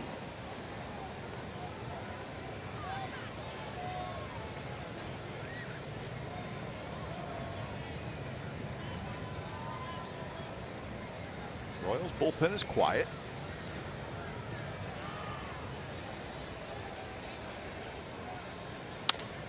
That one tapped left side. Backhanded by Escobar. His throw to first is in time. So that's out number 1, and let's see where Angela's at. Well, it's always a great view out here at the right field bleachers with the whole crew, and I'm here with Omar from San Jose with the whole family. That's Gloria, Gabriel, and Joshua. Omar, tell me about this hashtag Hidden in Oakland that you started. So Hidden in Oakland started, really the roots of it started with Hidden Cash. We saw what they were doing, and it started kind of in the Bay Area, so we took that and we did a Hidden Doolittle, we did Hidden Fosse, we did Hidden Ricky, where we put cards all over the stadium and let people find them, maybe surprise them, put a smile on their face, and basically share our love of baseball card collecting and our team, the A's. And then, you know, we gave people a chance to find them. And today we made a concerted effort to get around the entire stadium and put cards everywhere, from the value deck to the bleachers and everywhere in between. We did that as a family. And the Athletic Social, they reached out to you as well, right? Yeah, we did a Hidden in Oakland maybe about a month and a half ago, and the A's reached out. They said they liked what we were doing, and they ended up sending us basically 2 backpacks full of stuff. And so we ended up, after we delivered the cards and placed the cards in the stadium, we started handing things out. That included bobbleheads, that included watches, that included bumper stickers, T-shirts, hats, you name it. We had a bunch of stuff, and the best part was, you know, my sons learned the lesson that it's okay to give without receiving, and the smiles that we saw on people's faces made it all worth it, ultimately. Did you hide any Mark Mulder stuff? No Mark Mulder, not this time. Maybe next time. I know Mulder, you know, those are staying in the collection at this time, you know, for now. We love Mulder, but he's in the collection. He's staying home. Well, that's good to hear. Well, this is very cool. Here's the baseball card. It says, enjoy this baseball card courtesy of the Gutierrez family. We're sharing our love of card collecting and the Oakland A's. And find it and share it. So hashtag Hidden Oakland. If you find it, make sure to follow Omar at Omar01 on Twitter. And who knows, you may be the lucky finder of these gems. Guys, back to you in the booth. Thank you. No Mulder cards? I got a Mulder card. Well, he did say he was keeping those to himself for right now. I mean, did you believe him? No, not really. Chapman's going to have a double. You didn't hesitate with the... No, I don't. So Chapman with a double. A's looking to add on a little bit here in the 6th. Well, another hanger. This is the slider, stays middle in. Chapman is all over that. Drives that to left center. Just a good balanced swing right there. Just 2 hops that left center field wall. So for Chapman, that's his 13th double of the year. Chapman now has 32 hits, and 22 of those 32 are for extra bases. 13 doubles, 1 triple, and the 8 home runs. See if Maxwell can bring them home. Hamill gets ahead again with that curveball.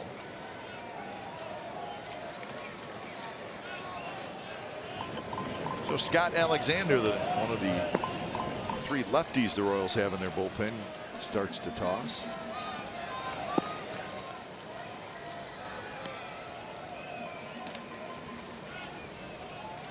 Maxwell, a couple of groundouts, 1 to second and 1 to short.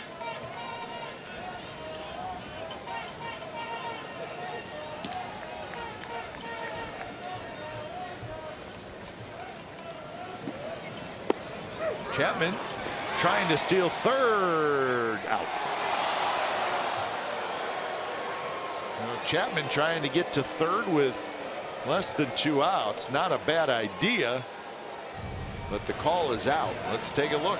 It was close. Well, the throw was definitely there before him, but whether or not the tag got down.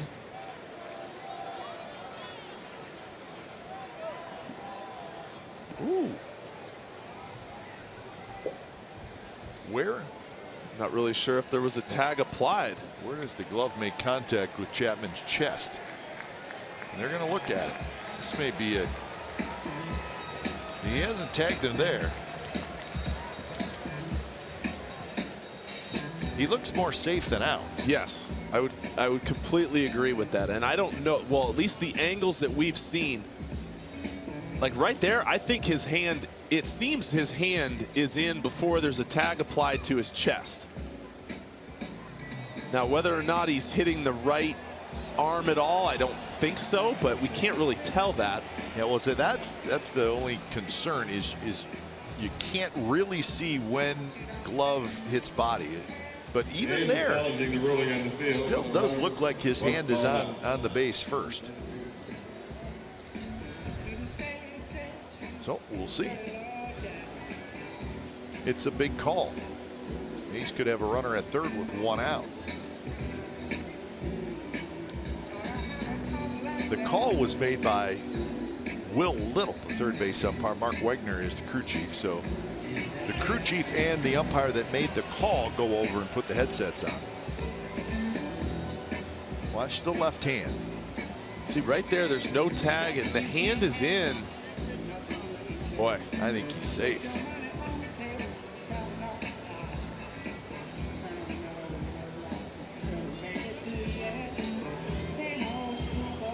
There really isn't an image, though, that that's not a shot. Yeah. There's not a shot that shows you a definite, clear view.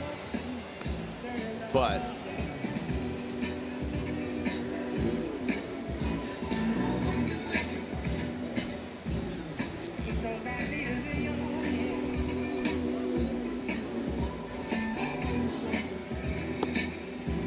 and they're looking at it. They're looking at the big play board. this one has definitely taken a while, though.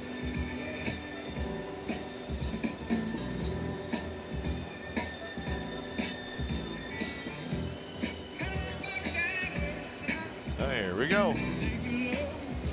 Out. Well, I guess there was not enough there to Following the review, change the call. But boy, he looked a lot more safe than out. Yep. It took 2 minutes and 21 seconds to make that decision.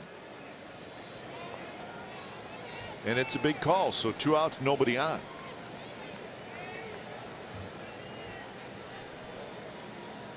One and 2 to Maxwell.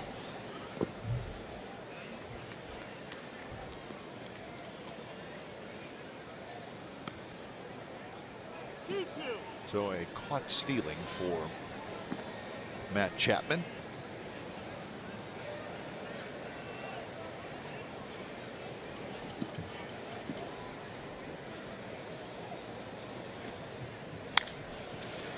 Driven foul.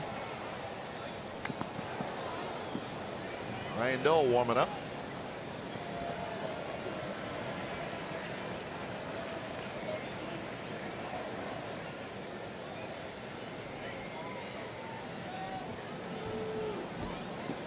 Chris Smith on the left. He was the starter tonight, and he went 5 1/3 innings. Another one foul.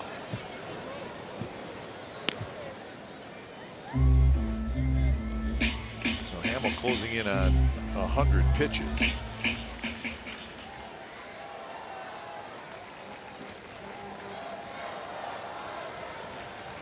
.108 is his season high.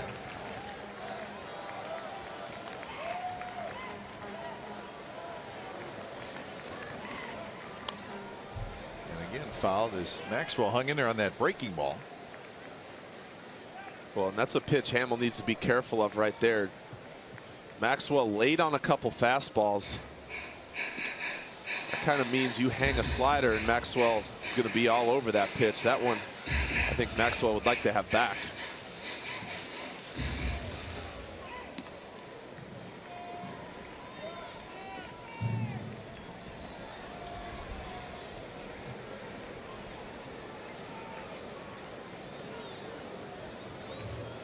So another 2-2, pitch number 100 coming up. And it's a fastball away. So good at bat by Maxwell. He worked it full.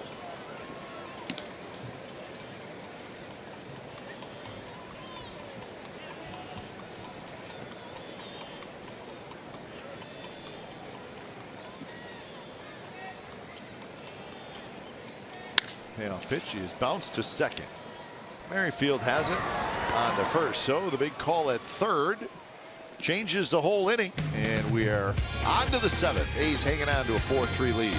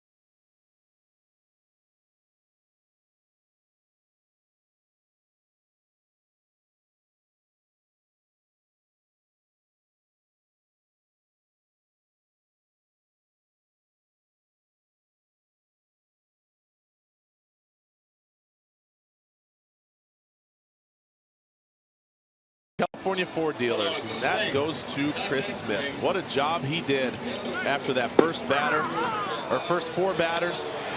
Got in a lot of trouble. Game could have gotten away from him, but he collected himself, kept it right there, and gave his team a chance to score some runs, leaving with the 4-3 lead, where we stand right now.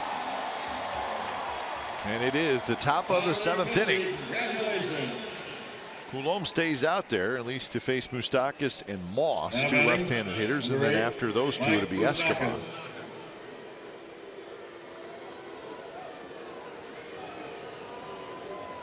Bob Melvin trying to get through the 7th inning with Coulombe, and he's got Dahl ready. First pitch to Moustakas, good breaking ball for a strike.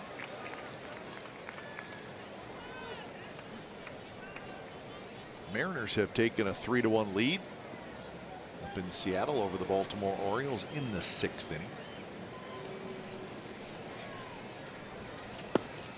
Good pitch, a fastball at the knees.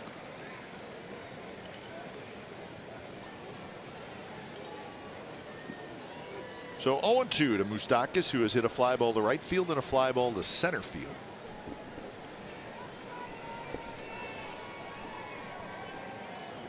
Shift is on.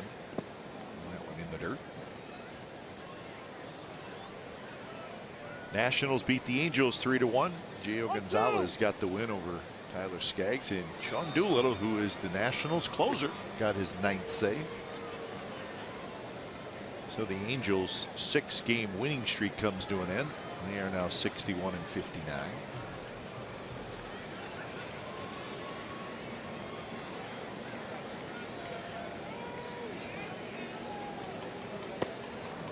That big breaking ball from Coulombe. This time Moustakas watches it outside.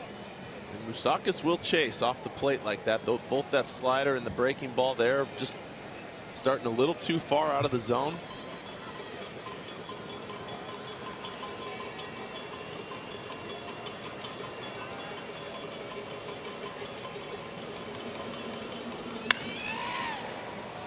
Simeon's got it. So right into the shift, and Moustakas is retired. So that'll bring up Brandon Moss. Some great moments for Moss in an A's uniform. But he had a lot of big hits for the A's. Brandon Moss.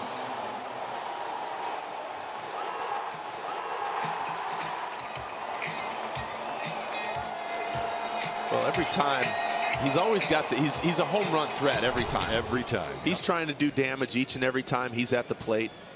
There's no doubt about that. He's going to strike out a lot, but he's also going to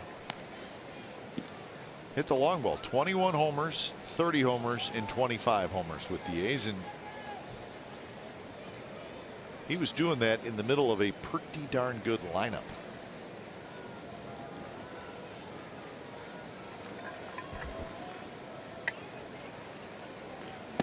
Swing and a miss, and it's 0-2. That was kind of the thing with those teams, Mark. You'd get past Cespedes and Donaldson and take a little breath, and then Moss would hurt you. Yep. Well, those years, that's when those guys are very comfortable hitting in that part of the order. You had Cespedes, who had it on his shoulders. That is bounced just foul. Remember, Moss hit the 2 home runs in that wild card game in Kansas City and looked like he was going to be the hero.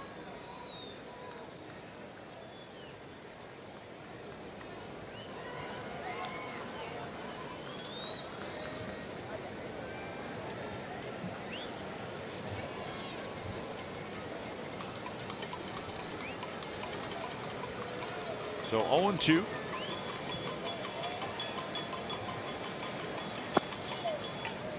Teaser pitch. Indians beat the Twins 8-1. So there's an opportunity there for the Twins in that series, but play the first place team, you got to beat them, and they did not. So the Indians, with that win, now have a 6-game lead over the Twins. To the backstop.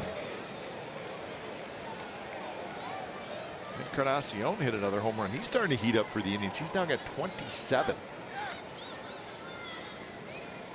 They always get to their numbers, don't they? Those home run hitters, man. They hit them in bunches, and when they're slumping, it just takes them a week, and it gets them right back on pace. So the Royals moved into second place. The Twins now in third place.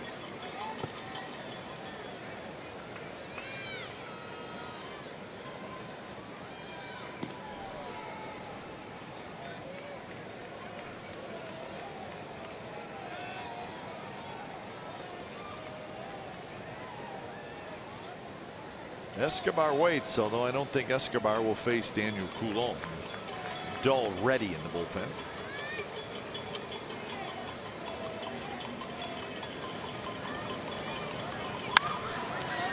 On the ground, backhanded by Olsen. He'll take it himself. 2 outs.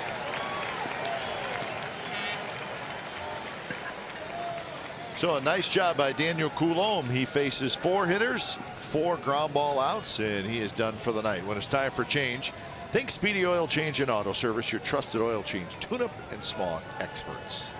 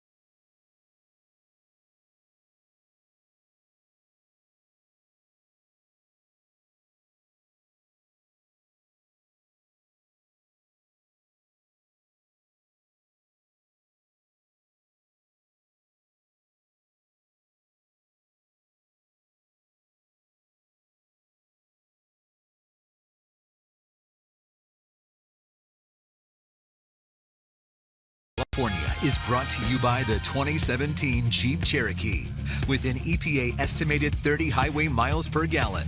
By Southwest, yes to low fares with nothing to hide. That's transparency. By Toyota, the full-line automaker with the longest lasting vehicles in America. Toyota, let's go places. By AAA, get a free canvas backpack. Restrictions apply. Go to AAA.com/roadtrip or to a AAA branch for details. By the all-new 2017 Chrysler Pacifica. And by Xfinity. X1 will change the way you experience TV. So it's the A's with a 4-3 lead over the Kansas City Royals. The A's trying to even up this series and a game apiece. Now batting, number 2. So Ryan Dole comes in. Alcides And he's going to face Escobar with 2 outs and nobody on base here in the 7th.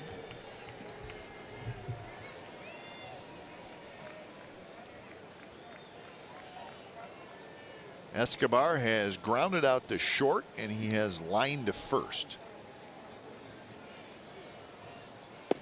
First pitch is a strike. So Escobar now 2 for 6 in the series.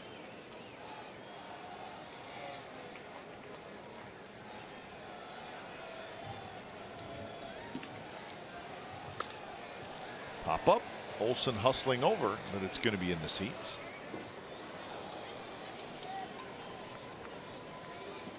Rangers beat the Tigers 10-4 in Arlington. Napoli, Chirinos, and that guy Joey Gallo all homered. Gallo now with 34 home runs, and we thought he was hot, Mark, and he is. 9 home runs in his last 13 games. Wow.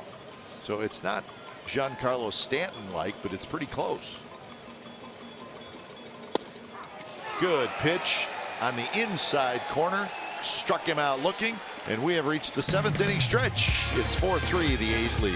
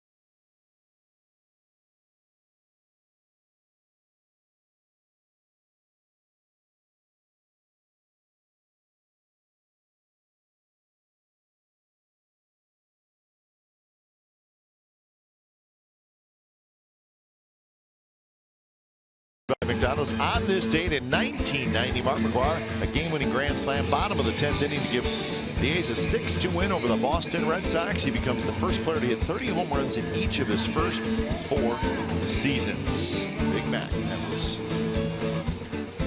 August 15th, 1990. Getting off the bottom of the 7th inning for the Athletics. Bottom of the 7th, the A's with a 4-3 lead, and the Royals to the bullpen when it's time for change. Think Speedy Oil Change and Auto Service, your trusted oil change, tune-up, and smog experts. Bay Area native Scott Alexander takes over, having a good season. 3-3, 2.63 ERA. Went to Cardinal Newman High School in Santa Rosa. Stayed in California, went to Pepperdine University. For Jason Hamill, will not get a win tonight. 6 innings, 8 hits, 4 runs, gave up 3 home runs, and that is the difference in the game. All of the A's runs coming on the home runs. So Powell, Joyce, and Simeon here against Scott Alexander. There's no secret what Alexander's throwing. He's basically 95% fastballs. 2 and 4 seam. So he's not messing around, is what you're saying. No. I mean, he has a slider he'll occasionally throw to a lefty. But other than that, it's fastballs.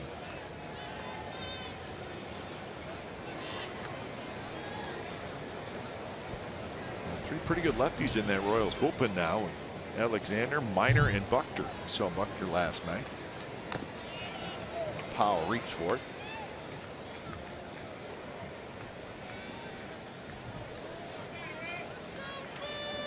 Looks like Butera got it just a little bit.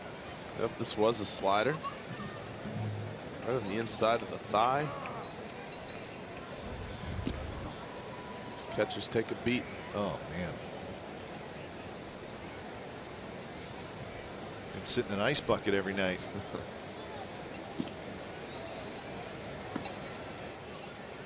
1-2 the count to Powell, who has doubled and hit a fly ball to left field, hitting in the 9th spot.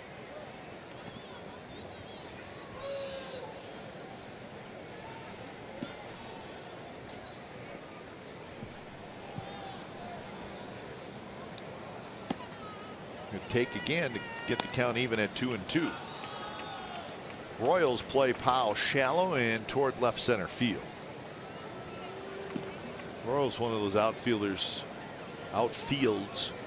that play shallow, and Kane can do that because he can go back.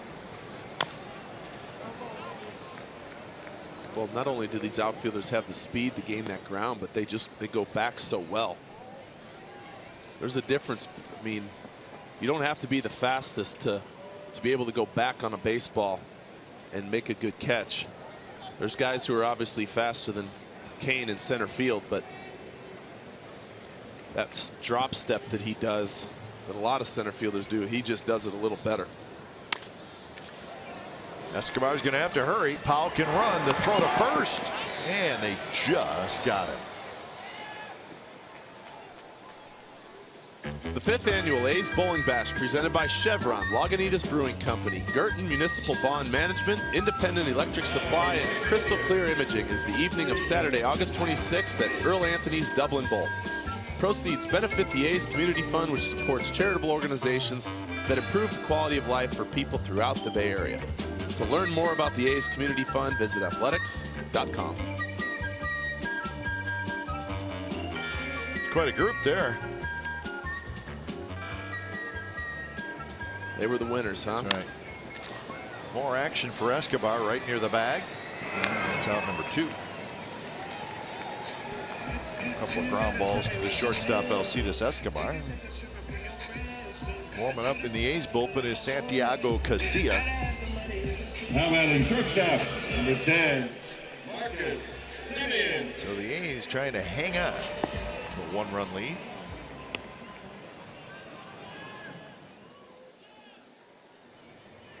Marcus Simeon's 1 for 3.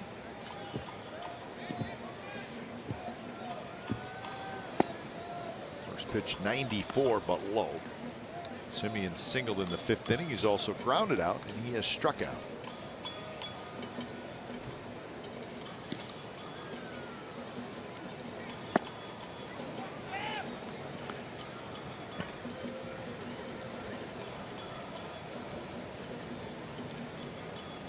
Crowd tonight, 13,875.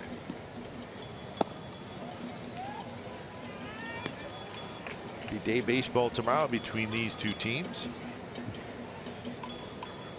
Paul Blackburn and Danny Duffy. See the game on the MLB Network. Moustakis instead short hop, scoops it, throws Simeon out, and a good inning for Scott Alexander with 3 ground ball outs. 4-3 A's after 7.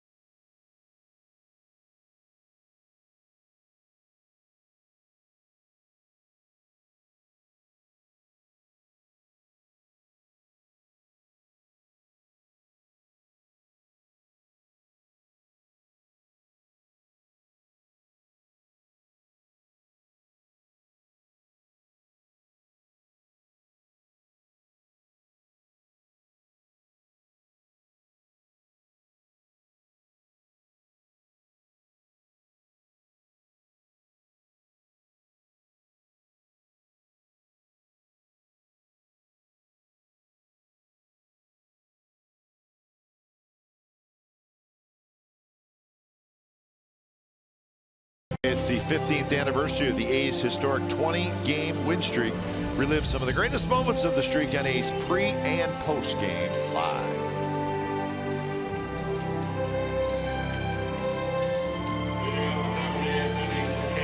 For the celebration, Voos was out there. When Voos comes out for the celebration, you know it's a big hit. That's good stuff. Fun to watch.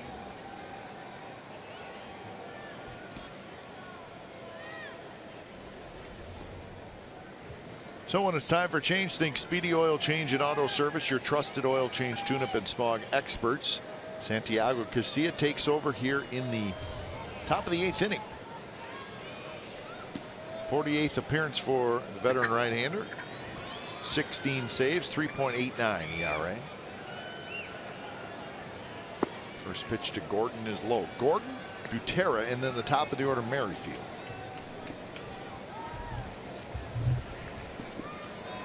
Coulombe, an inning in the 3rd. He did a terrific job. Dull got the final out in the 7th, and now Casilla here in the 8th.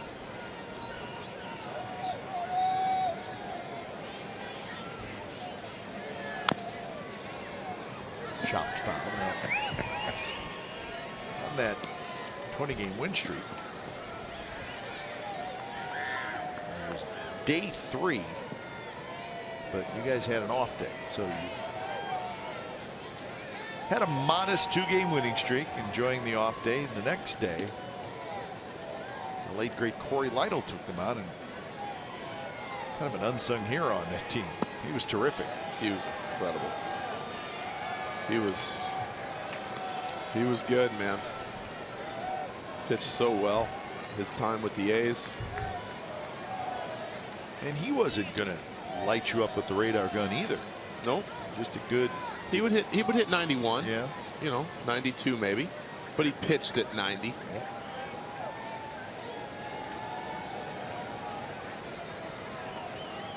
Now 3-1 to Alex Gordon.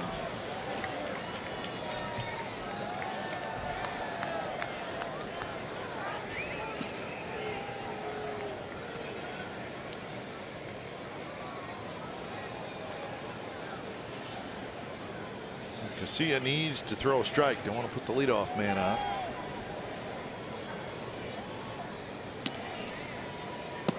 And it's just a touch low, and Gordon has leadoff walk. So the win number 3 in that 20-game winning streak, it was indeed Corey Ladon. There he is. It was a 1-0 A's win over the Chicago White Sox. Now batting, number 9. That's the only run in the game. Jermaine Dye. How about that? He could hit. As quick as Lytle worked, I didn't realize Burley pitched that game. I'm sure that was just over 2 hours too. Especially 1-0 as quick as those two work. Oh, that looked like a day game too. You're home in time for happy hour. Outside to Drew Butera.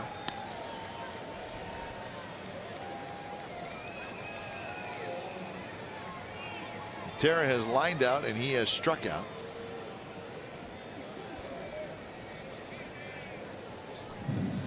Gordon, good speed at first. That's 6 stolen bases. He's been thrown out 3 times. So if Gordon does run, he's one of those that kind of runs when he thinks he has a really good chance of making it. He's not that burner. He's the one that just tries to steal it on the pitcher.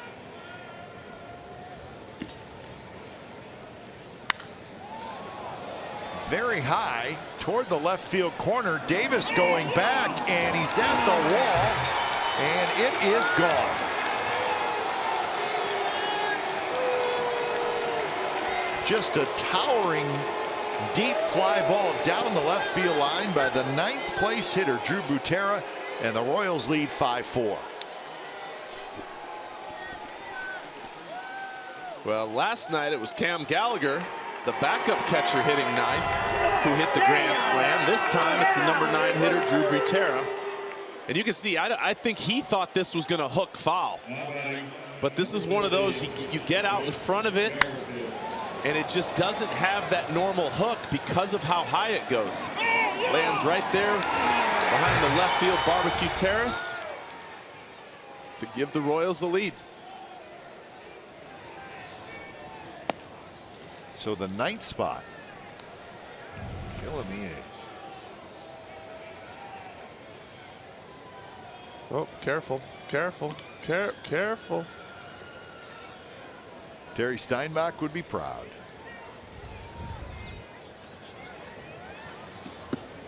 And now 2-0 to Whit Merrifield.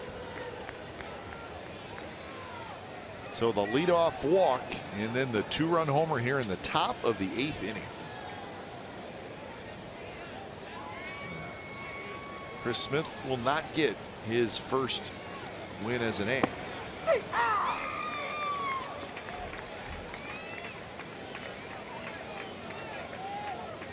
For Santiago Casilla, that's the 6th home run that he has allowed in 44 innings.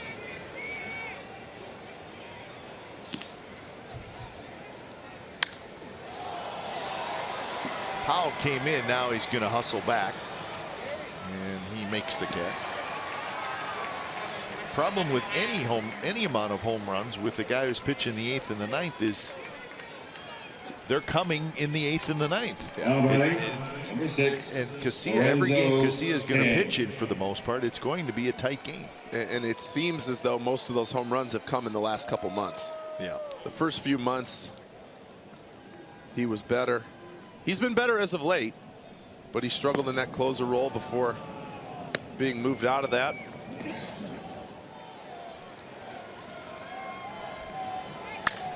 One right up the middle, and that's into center field. The base hit for Lorenzo Cain. So Cain has a couple of singles. And here's Hosmer. And here comes Bob Melvin. This is not the trip that Bob Melvin wanted to or thought he would be making here in the 8th inning. So he's got to get Casilla. Well, the struggles continue for Santiago Casilla as Trident's coming in. We'll be back. The Royals have taken the lead 5-4.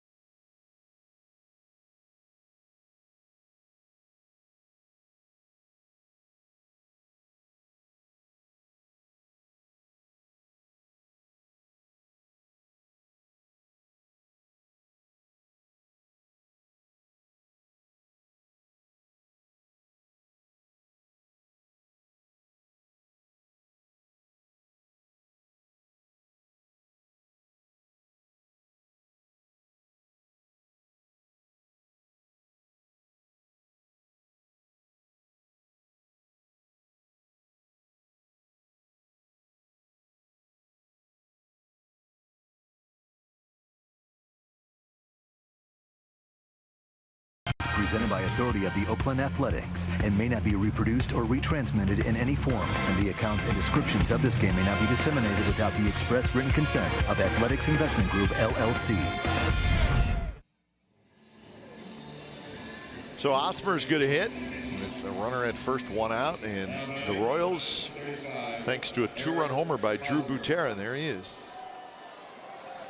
They have a 5-4 lead. So Trinan, the master plan was to have Trinan just come in, pitch the 9th, and get the save. But now he's got to come in here in the 8th just to kind of slow things down a little bit. Good base runner Lorenzo Cain at first.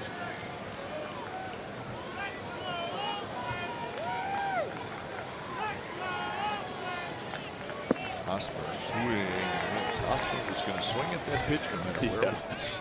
Yes, he was. He was hoping for a first pitch fastball and try to deposit that thing over the right field wall, but he got a split.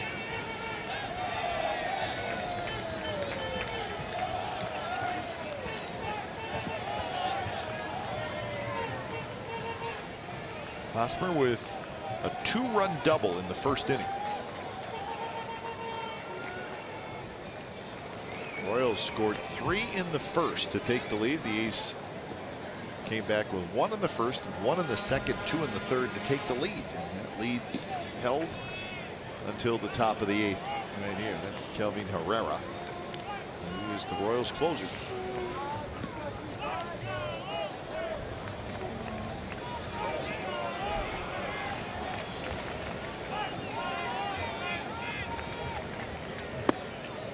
Just missed. So just a third of an inning for KCA. So 2 hits and a walk.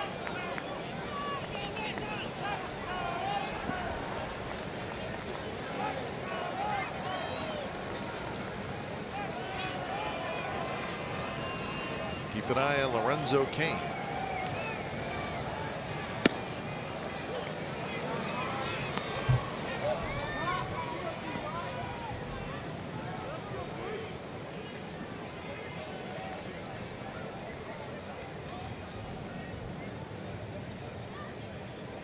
Melky Cabrera is the on-deck hitter for Kansas City. Soria warming in their bullpen.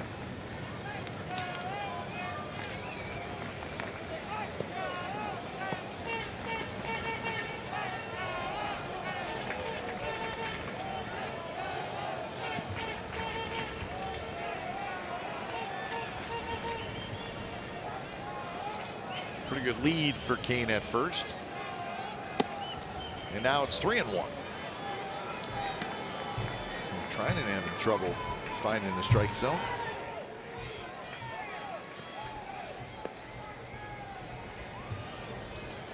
It's funny, the Royals, they do not walk a lot, but yet they throw out some pretty good at-bats. Yeah. We've had some deep counts. Yeah. Hit pretty well to left. Davis backs up, turning around, and it is gone. Wow. Eric Hosmer, a very long home run the other way, and it's 7-4, the Royals lead.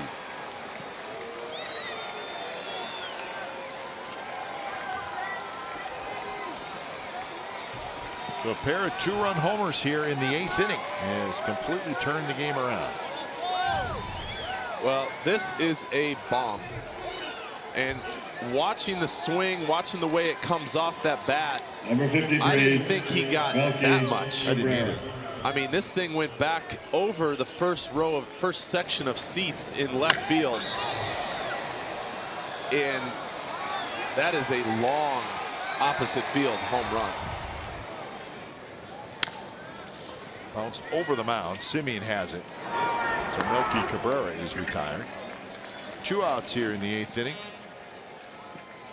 So he does this, Eric Hosmer, 9 home runs to left field, but that one was a little bit different. Now batting, Well, listen to the sound. There's not many times you see guys stroll out of the box like that on an opposite field home run. Well, we watched Chris Davis hit balls like that to right field as a right-handed hitter. Yep. That's exactly what Hosmer just did from the left side of the plate.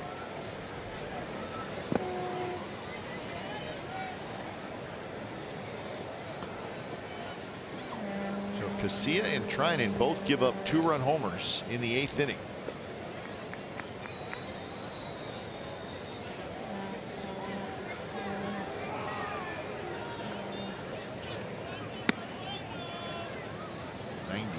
miles an hour. Treinen is the 5th pitcher for the A's. It's been Smith, Coulombe, Dahl, KCA, and now Treinen.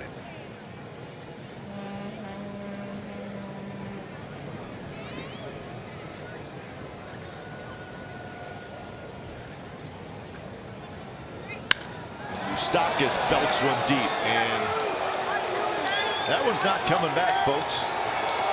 And it's 8-4.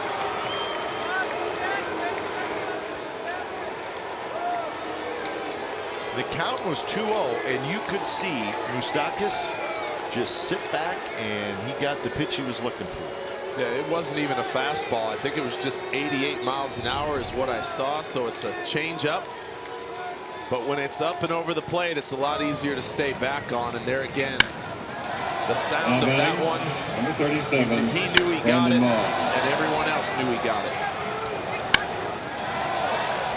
So 3 home runs here in the 8th inning. And for Moustakis, that is home run number 35 for the man they call Moose.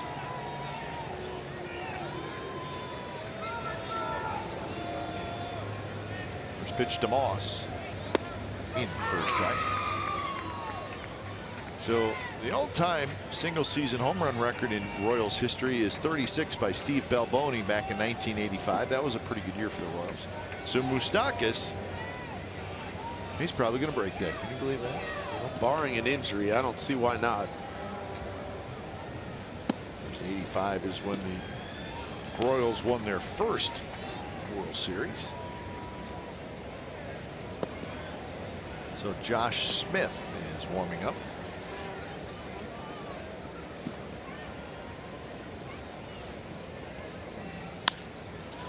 Moss flips one down toward the A's bullpen. So 1-2 to Brandon Moss, who is 0 for 3.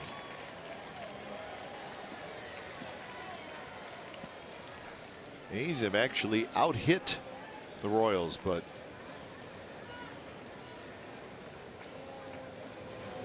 this inning has been the difference. 5 runs. The breaking ball there by Treinen, so Moss strikes out, but major damage done by the Kansas City Royals. They hit 3 home runs and score 5 runs. Bottom of the 8th coming up.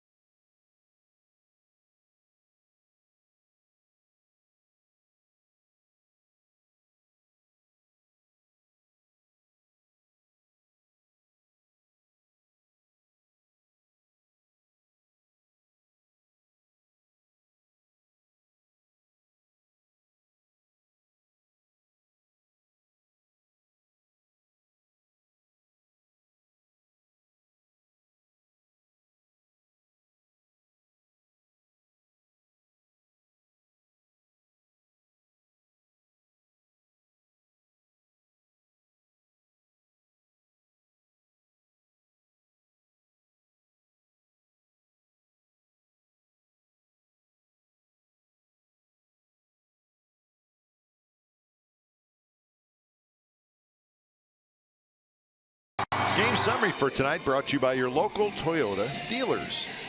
Big 5 spot in the 8th for the Royals. 8-7-0 for Kansas City. 4-8-0 for the Athletics. Chris Smith did a pretty good job after a little bit of a rocky beginning. Then he is not going to get the win tonight. Jason Hamill went 6 innings. Butera and Hosmer, they both hit 2-run homers, and Moustakas a solo shot, all in the top of the 8th. So the Royals now lead it 8-4 as they go back to their bullpen. Joakim Soria faces Lowry, Davis, and Healy.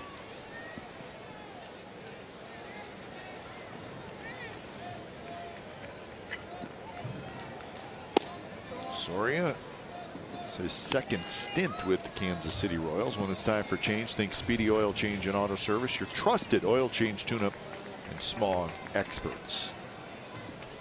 He started his career in Kansas City and now has returned. This is his year 2 of a 3-year contract he signed as a free agent.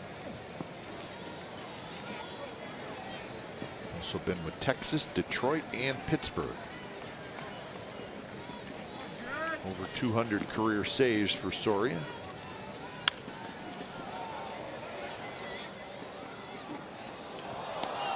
So 2-1 to Jed Lowry. Soria's always been that guy. Live arm. Velocity's not what it used to be, but just that flexible, loose arm. Big overhand curveball. Now 33 years old. And that one on the outside corner. Jed Lowry has a few choice words for Tim Timmons. He says that was not a strike. Tim Timmons says yes, it was. That's usually the way it goes with those arguments. Jed knows the strike zone. Yep. You know, there's not too many times we show we show the strike and he's wrong.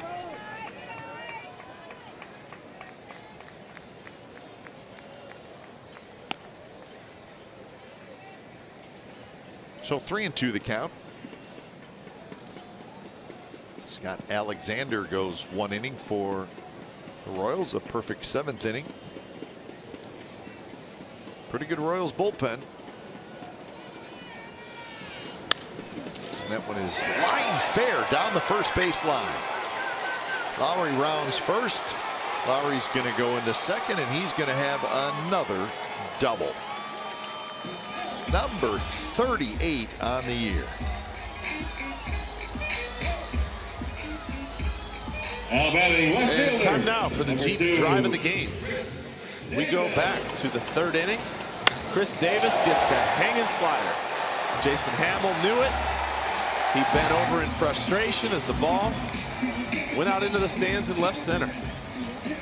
33rd home run of the season for Chris Davis.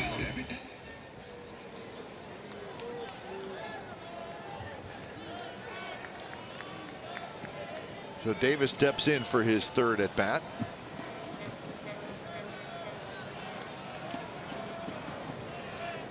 First pitch is a fastball, first strike.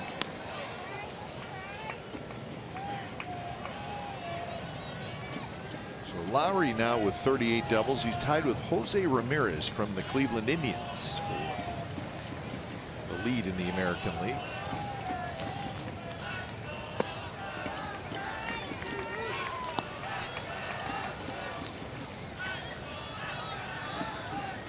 Career high. He had 45 doubles back in 2013 when he had a terrific season.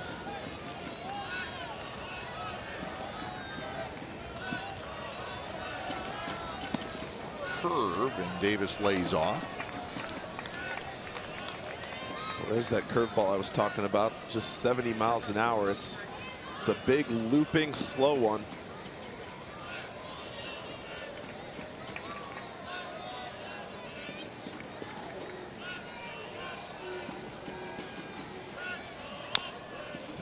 Foul.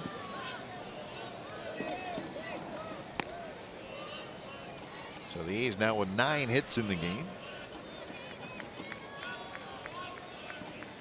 They've got 3 home runs and 3 doubles.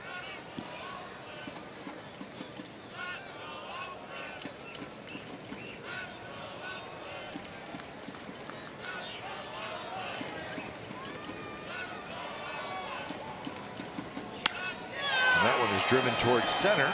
Lorenzo Cain's got to play it on a hop. So here come the A's, first and third, nobody out in the bottom of the 8th. Couple hits tonight for Chris Davis. A little bit of an awkward swing from Chris. You can kind of see, I think that's a changeup. Just pulls his hands in and flicks this out into center field. And that's, you know, there again, that normally we talk about Cain, how shallow he plays. That time he's playing deep. With the power of Davis, he was playing back. You can see where the burnt mark of the grass is. He was playing behind there, and that ball able to fall in front. If he's playing his normal spot, he probably makes that catch. So here's Healy. Healy's 1 for 3. He's grounded out a couple times and had a bunt single.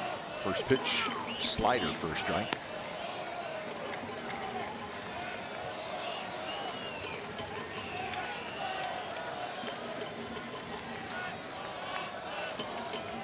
There's your runners. Lowry at third, Davis at first. Nice opportunity for the A's to get back in it.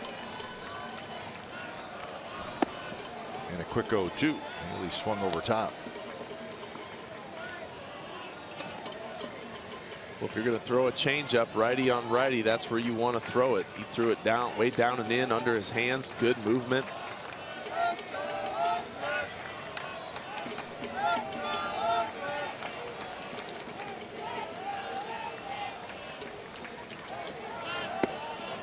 Tried it again, but trying to make the same pitch. Go.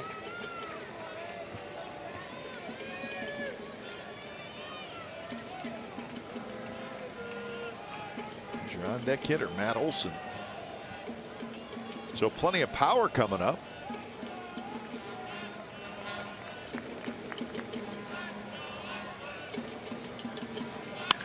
And that one is belted to left field. Gordon back against the wall, and he makes the catch. No, he dropped it. Lowry comes in to score. Davis moves up to second base. It's 8-5. So Gordon went back, looked like he was going to make a play on it, but he didn't. Well, this ball smoked. Another changeup down and in. Had a chance of getting up against the wall, and I thought Gordon was going to make that play. Right here, we'll see. He gets to it, and just off the end of his glove, bounces off the wall, and Davis, who had to kind of wait to see if that ball was caught. Maybe he couldn't even tell whether it was caught, had to hold up. And that's why Healy was only able to get a single, and Davis was only able to advance just to second base. So Healy gets his 66th RBI.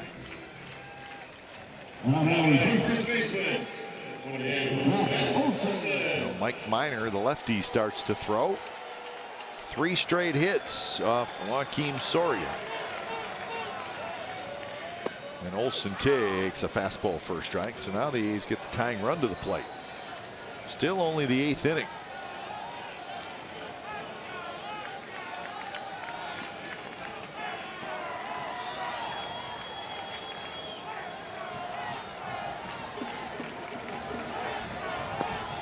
Big curve down and in. Olson chased it.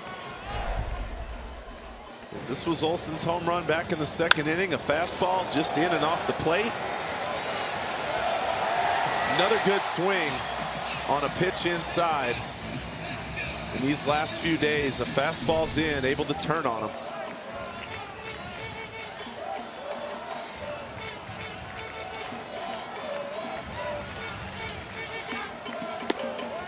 Not close. Soria has thrown 18 pitches and has yet to get it out. Bench players getting ready. There's 3 of them for the A's: Davis, Garneau, and Pinder.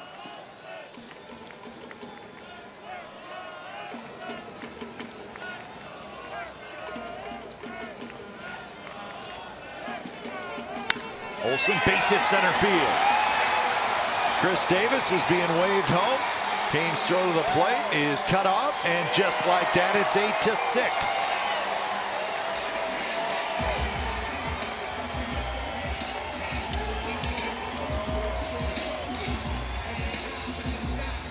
So Olson with a big RBI single. 4 consecutive hits for the A's off Soria. Well, Soria goes back. That's either a split or a changeup. Pitch up in the strike zone. Olsen looking out over the plate, driving it back up the middle. You can see Merrifield was just shading him towards the hole. Davis just had to make sure that line drive wasn't caught, able to make the turn. A's are in business. Still nobody out. So here's Matt Chapman.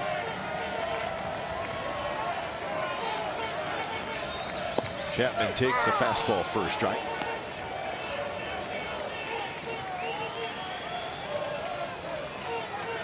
Most wins trailing after 7 innings. A's and Royals on top with 9. Trailing after 7 innings.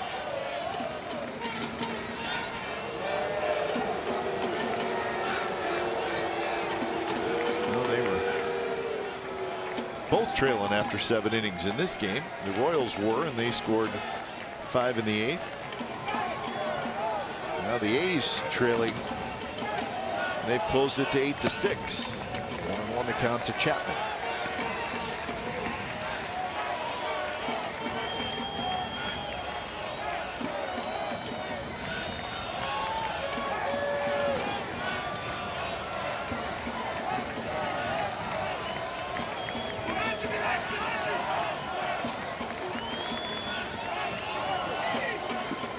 Timeout call. Double, single, single, single. That's how this inning has gone for the A's.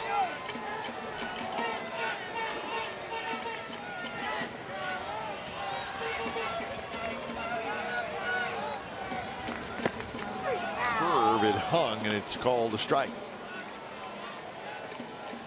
That's a tough pitch for Chapman. You see this ball up and in, and it just makes you give up on it enough. Drops in at the top corner of the zone.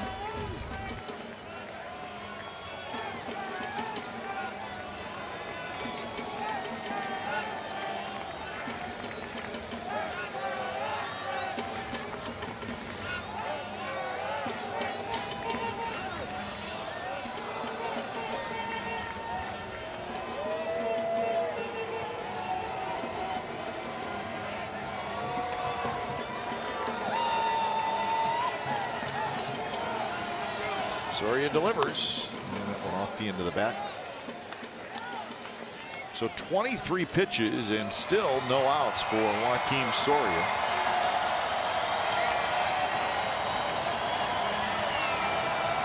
Minor, the lefty, is ready in the bullpen. In fact, there's a decent chance this may be Soria's last guy.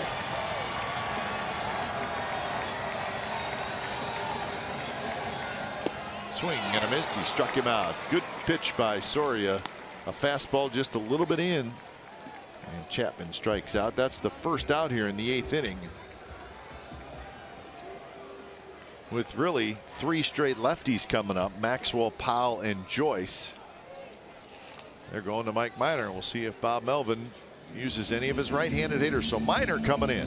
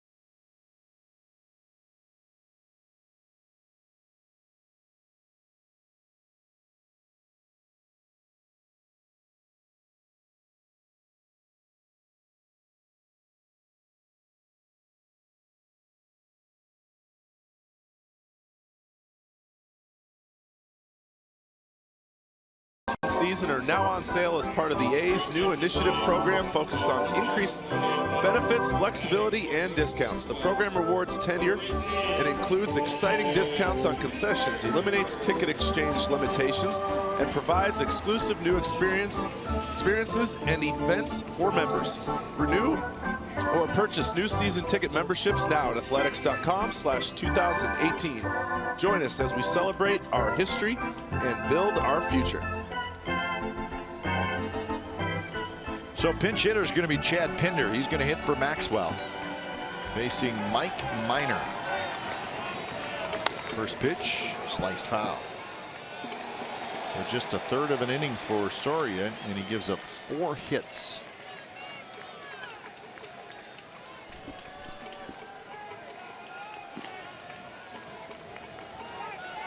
Powell, the left-handed hitter, still in the on-deck circle. Again, sliced foul right side. So a quick 0-2. Minor coming in, throwing 95 miles an hour. Yeah, fastball cutter. Has a curveball and changeup, just doesn't throw it very often. But he will stay firm.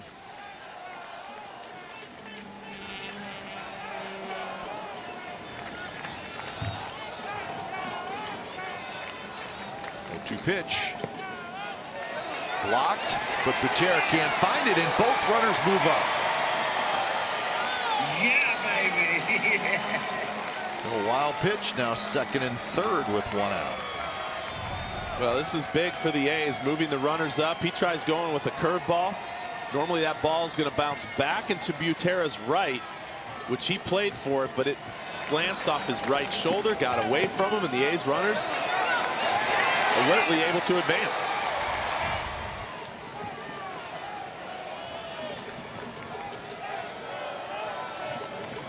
So Healy now at third, Olsen at second. 1-2 pitch, got him swinging. So that's a big strikeout, and now there's 2 outs, and Rajai Davis is going to pinch hit. Well, a good cut fastball right there, 89 miles an hour, down and in. You can see the late break on that. Pinder just can't quite get down to that spot in time.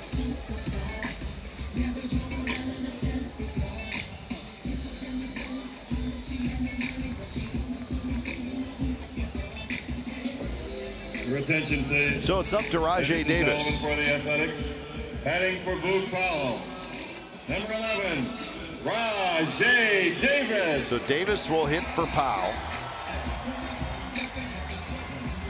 Rajai Davis this year as a pinch hitter is 3 for 10.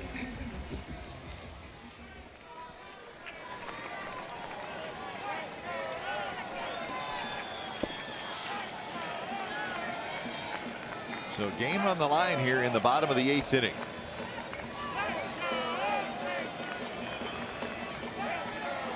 Base hit could tie it. First pitch, a little bit inside. There's that cut fastball. That one at 90 miles an hour.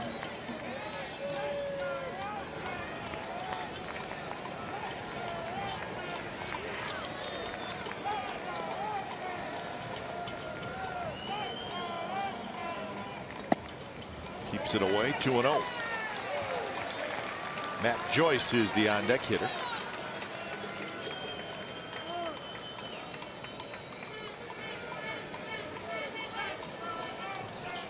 So they're going to put him on.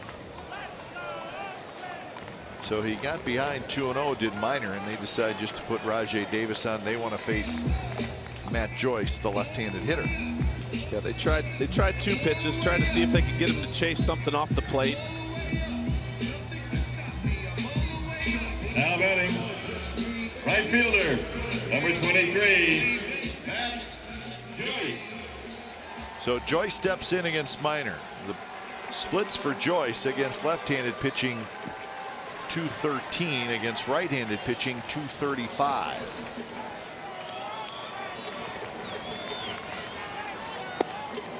And the first pitch just missed.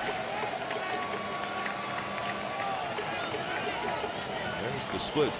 But I tell you what, though, when you put a runner on to load the bases, it puts a lot of pressure on everybody. And that's what I was just about to say. You're forcing your pitcher to be a little too perfect.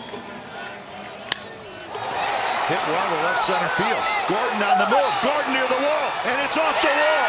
1 run scores. 2 runs score. Here comes Davis, and the A's have taken the lead. A 3-run double for Matt Joyce with 2 outs in the bottom of the 8th inning.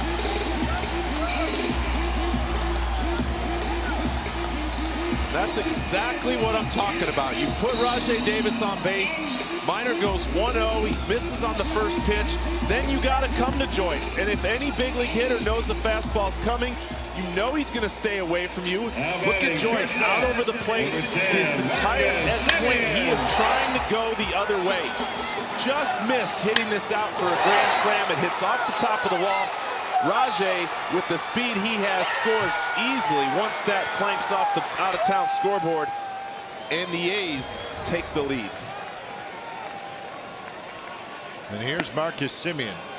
How about this 8th inning? The Royals score 5, and then the A's score 5. So Matt Joyce, terrific numbers with the bases loaded, and he just showed up there. And that's a base hit to left field. Gordon's got it. His throw to the plate, just a touch late. Joyce scores, and it's 10-8.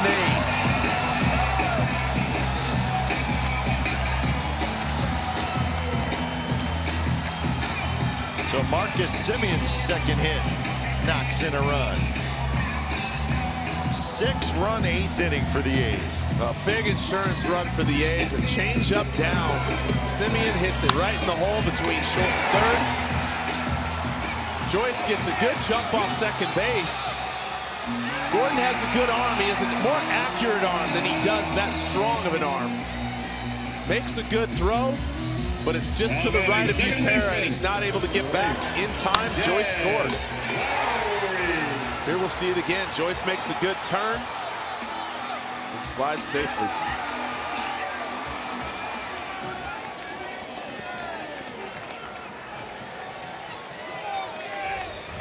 So here's Lowry. Lowry started this whole inning with a double.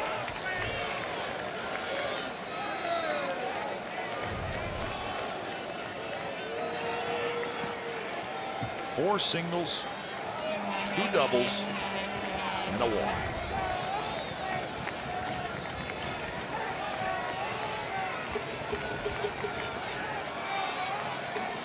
Lowry takes a strike on the inside corner. So Joakim Soria, when it's all said and done, allows 4 earned runs in a third of an inning. And the Royals bullpen has completely lost it here in the 8th inning, allowing 6 runs to the Athletics.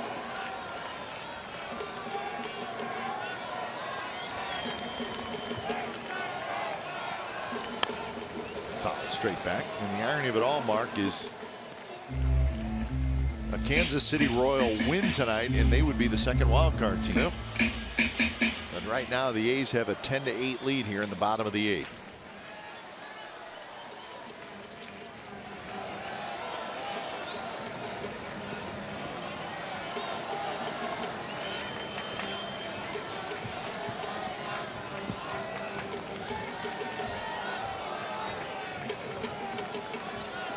Oh, 2 to Lowry. Swinging and a miss. He struck him out. So Lowry strikes out. But how about the inning for the A's? They score 6 times. A lot of damage done by that man, Matt Joyce. A bases clearing double that gives the A's the lead. Semien adds an RBI single. All in all, 6 runs, and the A's lead it 10-8 as we head to the 9th inning.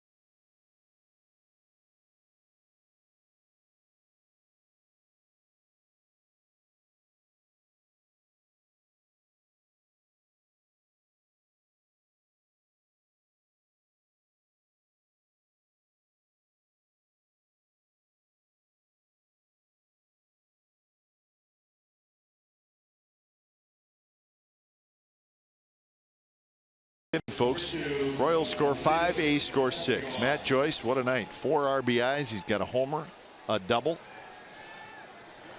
And this would be quite a win for the Athletics. So Trinan stays out there. So Trinan has a chance to get the W. Yeah. A little bit of a different mindset than when he walked off the mound just 3 outs ago. See Rajai Davis in center, and Dustin Garneau is the new catcher. Escobar, Gordon, and Butera here in the top of the 9th inning.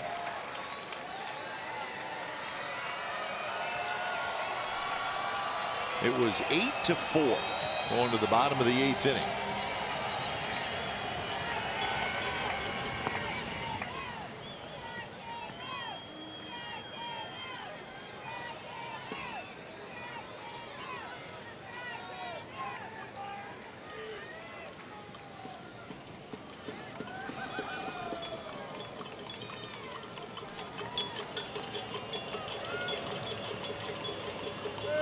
Pitch, not close. So the A's had 6 runs and 6 hits. So they now have 14 hits in the ball game.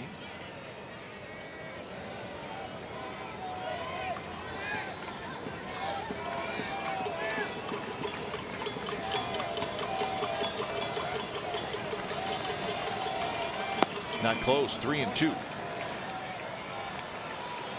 Well, we saw trying to come out. He went strike, strike. Good fastballs away. These last few pitches, he just seems like he's overthrowing. The first 2 were perfect. No need to do anything more than that. Nice and easy. You can see that right there.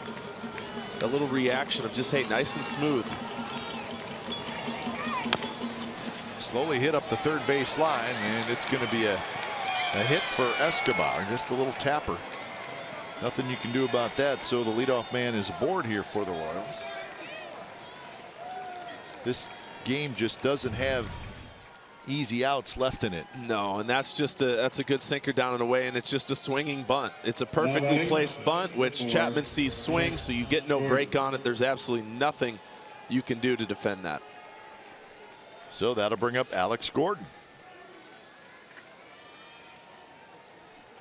Gordon is 0 for 2. He walked and scored in the 8th inning. He started that 8th inning working that walk, and then Butera hit the home run. Butera's in the on-deck circle.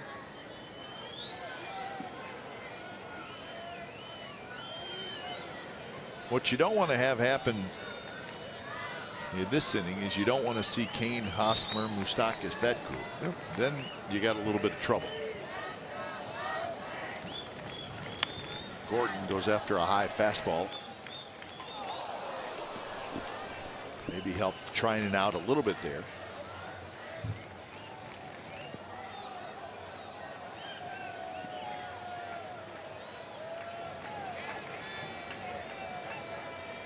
Well, if the crowd, whoever stuck around, getting their money's worth. Yeah, no kidding. Imagine leaving after the 7th. After the 7th. Check swing, foul ball, and it's 0-2. So Trinan will take that.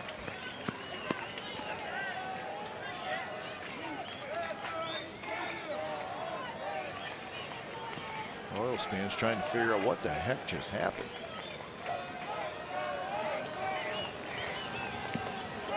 Yeah, that'll do it right there.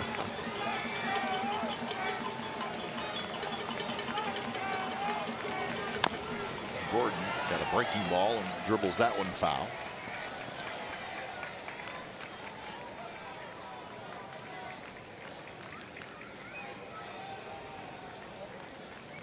You got 0-2 with Gordon up. You don't really want to take a chance of bouncing a breaking ball with Escobar on first. You want to keep that double play in order, but either elevate a fastball here, run something off the plate. And he did, and it's 1-2.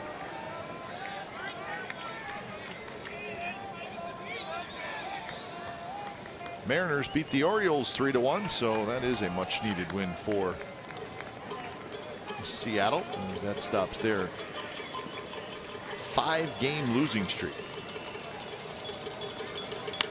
Gordon goes after the high fastball, loops it foul.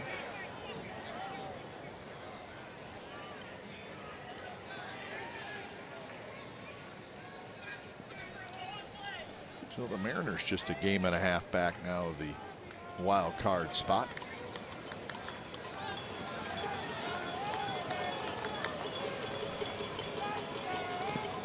In the dirt, blocked by Garneau. 2-2 the count. 25 pitches for Treinen. He faced 4 batters in the 8th inning, gave up a couple of home runs.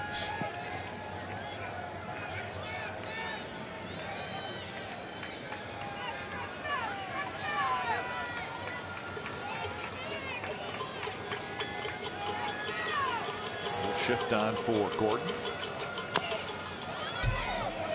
Hanging in there, 97 miles an hour.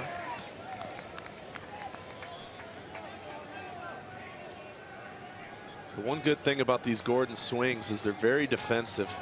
He's not comfortable, and lots of times when you see that, if you make a good pitch here down in the zone, this is where you can get that ground ball double play, because he's just trying to put the ball in play somehow. The A's are shifted right now, but you can still get that double play. Outside now, it's 3-2.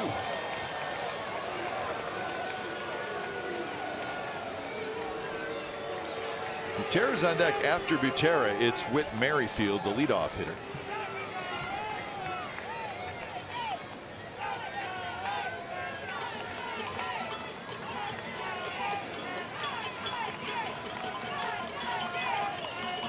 Here it is. Swing and a miss. He struck him out.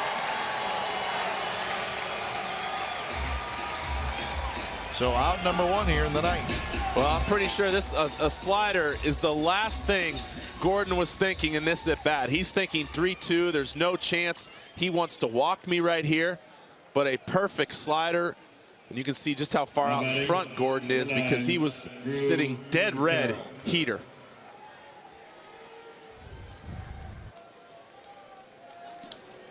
So 1 away. Here's Butera.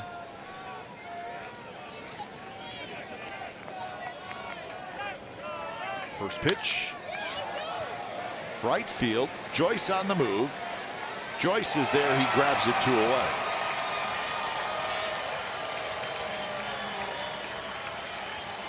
So 1 more out for Treinen to get, and it's a tough one. It's Whit Merrifield.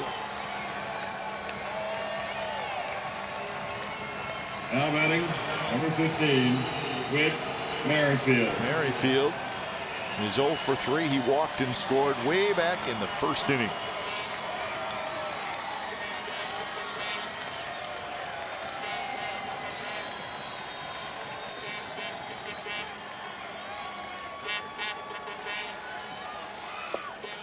In there for a strike. So first pitch breaking ball for a strike.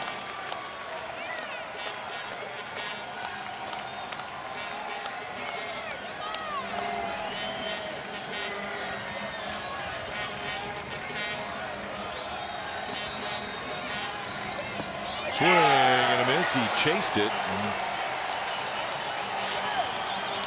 Treinen may just keep throwing it. Why not? Keep expanding. Take it out a little further if you need to.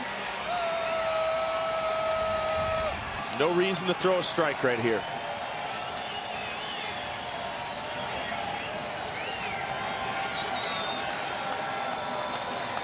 Oh, 2.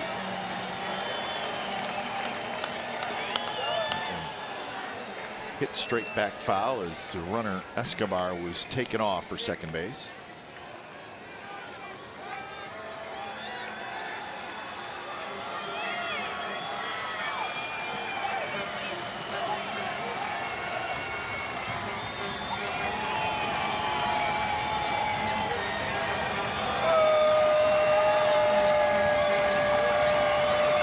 Escobar picks off again. Swing and a miss. Struck him out, and what a win for the Athletics.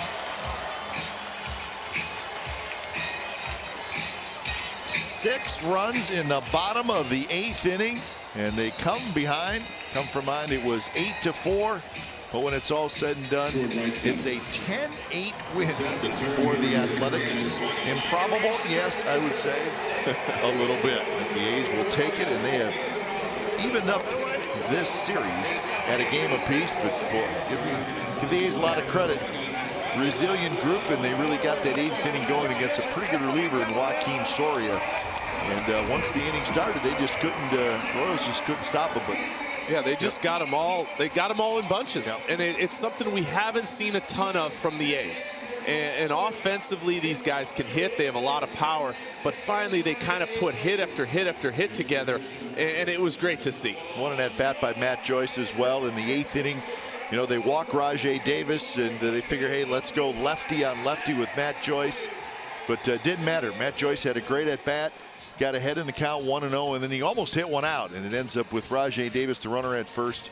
Great speed, clears the bases, and that was the biggest hit of the game. Yeah, what a big hit. The veteran coming through, seemed to me like he was looking for something away, and he got it, and he didn't miss it. And we talked too when it happened, even though it all happened pretty quick, about, you know, okay, we understand the move of walking Rajai Davis after the count went to 2-0, but you are also then putting a lot of pressure on, you know, the defense, and you're putting a lot of pressure on the pitcher as well. He has to throw a strike, and he ended up doing it to Matt Joyce, who was standing by downstairs. Matt, thanks for stopping by. Congratulations on a terrific game. We're talking about the fact that Rajai Davis has walked right in front of you. Obviously, you're ready to hit, but also puts a lot of pressure on the pitcher. You know that at some point he absolutely has to throw you a strike. Yeah, no doubt, no doubt. Man, you know, first I'd just like to say I'm really proud of our guys to be able to fight through that one. Obviously, that was a tough one to give up later in the innings, and you know, for our guys to kind of fight through that and come back with that big win, it was fun, man. It was a lot of fun to be a part of, and watch these young guys, you know, battle through it. But you know, in a big situation like that, like you said, you hit the nail right on the head. I know he's got to come to me. I kind of saw the cards unfolding with the base open, right-hander on deck. I know Minor has great numbers against lefties. You know, I really went over to Bushy and came up with a good approach, came up with a good plan, and you know, made him kind of come in the zone. I wanted to be aggressive on his fastball, and he gave me something to hit, and fortunately hit it where they weren't standing. Matt, it seemed to me a little bit after he went 1-0, it kind of seemed as though, were you looking away because lefty on lefty, a lot of lefties don't like coming in. I mean, was that kind of your thought? Yeah, I mean, obviously there's different guys. I mean, typically you're going to get lefties that have a good sinker are going to come in more often, and you know, I talked to Bushy. Bushy said he tacks away, so obviously I was looking for a fastball out over the plate. Matt, you talked about these young players, and they certainly are fun to watch, but you've also seen a lot of the veteran players get traded, but you're here. You have a contract for next year as well. So you become a major leader. How does it feel? Because you really have to, you want to win, you want to play well, but do you also feel like, hey, I want to help these young players as well? Oh, of course, of course. You know, we have a tremendous group of guys and that are exceptionally talented in this clubhouse, and like you said, we traded away some you know, some guys that you know, were a big part of this team, and they were tough to see them go. And obviously, we're not in the position that we want to be in this year. And you know, like you said, I mean, for me, I take a lot of pride in trying to help these guys as much as I can. Things that I've learned along the way, try to set a good example and make sure they're having fun along the way. You know, it's a game, and it's a really hard and frustrating game, and it's easy to get down on yourself and beat yourself up, and so I try to remind them to have fun. Well, speaking of having fun, Chris Smith spent a lot of years in the minor leagues. He started off this game a little rough. 3 runs in the first 4 hitters. Tell me about the job he did after that. Yeah, I mean, you know, same thing with Kendall the other day. They kind of gave up runs early in the game and didn't really back down. You know, they kept attacking the strike zone, and you know, talking to Chris, I sit right next to Chris, and he's one of those guys that obviously, you know, he knows he doesn't throw 95, but he's not afraid to pitch to contact, and he understands how hard hitting is. He understands that we got 9 guys out there to help him get the outs, and you know, he did a phenomenal job bouncing back from that first inning. All right, Matt, thanks for joining us. Great job tonight. Sleep fast. Day baseball tomorrow. No doubt. Thanks, guys. Right, so, you know, we talk about the big dough. Let's not forget about bottom of the first. The A's fall behind 3-0, and I think when you fall behind early, you want to get back into it as quick as you can. And Matt Joyce led off the bottom of the first with a home run, and that got that comeback started. So there was really a couple of comebacks in this game. Well, it gives you a little life, you know. I mean, A's go 3 up, 3 down in the first inning, and you're kind of going, oh, here we go again. We're down early. But Joyce's homer, it just gives you that energy. And then they come back with a couple more the next few innings, and next thing you know, they have the lead and kind of went from there. And yes, I get it. The 8th inning did not go the way Trinan wanted to, giving up those 5 runs. But boom, there they do. They bounce back again. And as Matt said, with the young guys, the excitement, the no quit in those guys, it was cool to see. A lot of fun tonight. 3 hours and 16 minutes in front of 13,875, and the A's get a terrific win, one of the best wins of the year as they come back again with a 6-run bottom of the 8th inning. Final score: the A's 10, the Royals 8. Stick around. A's post game live presented by State Farm is coming up right after the break.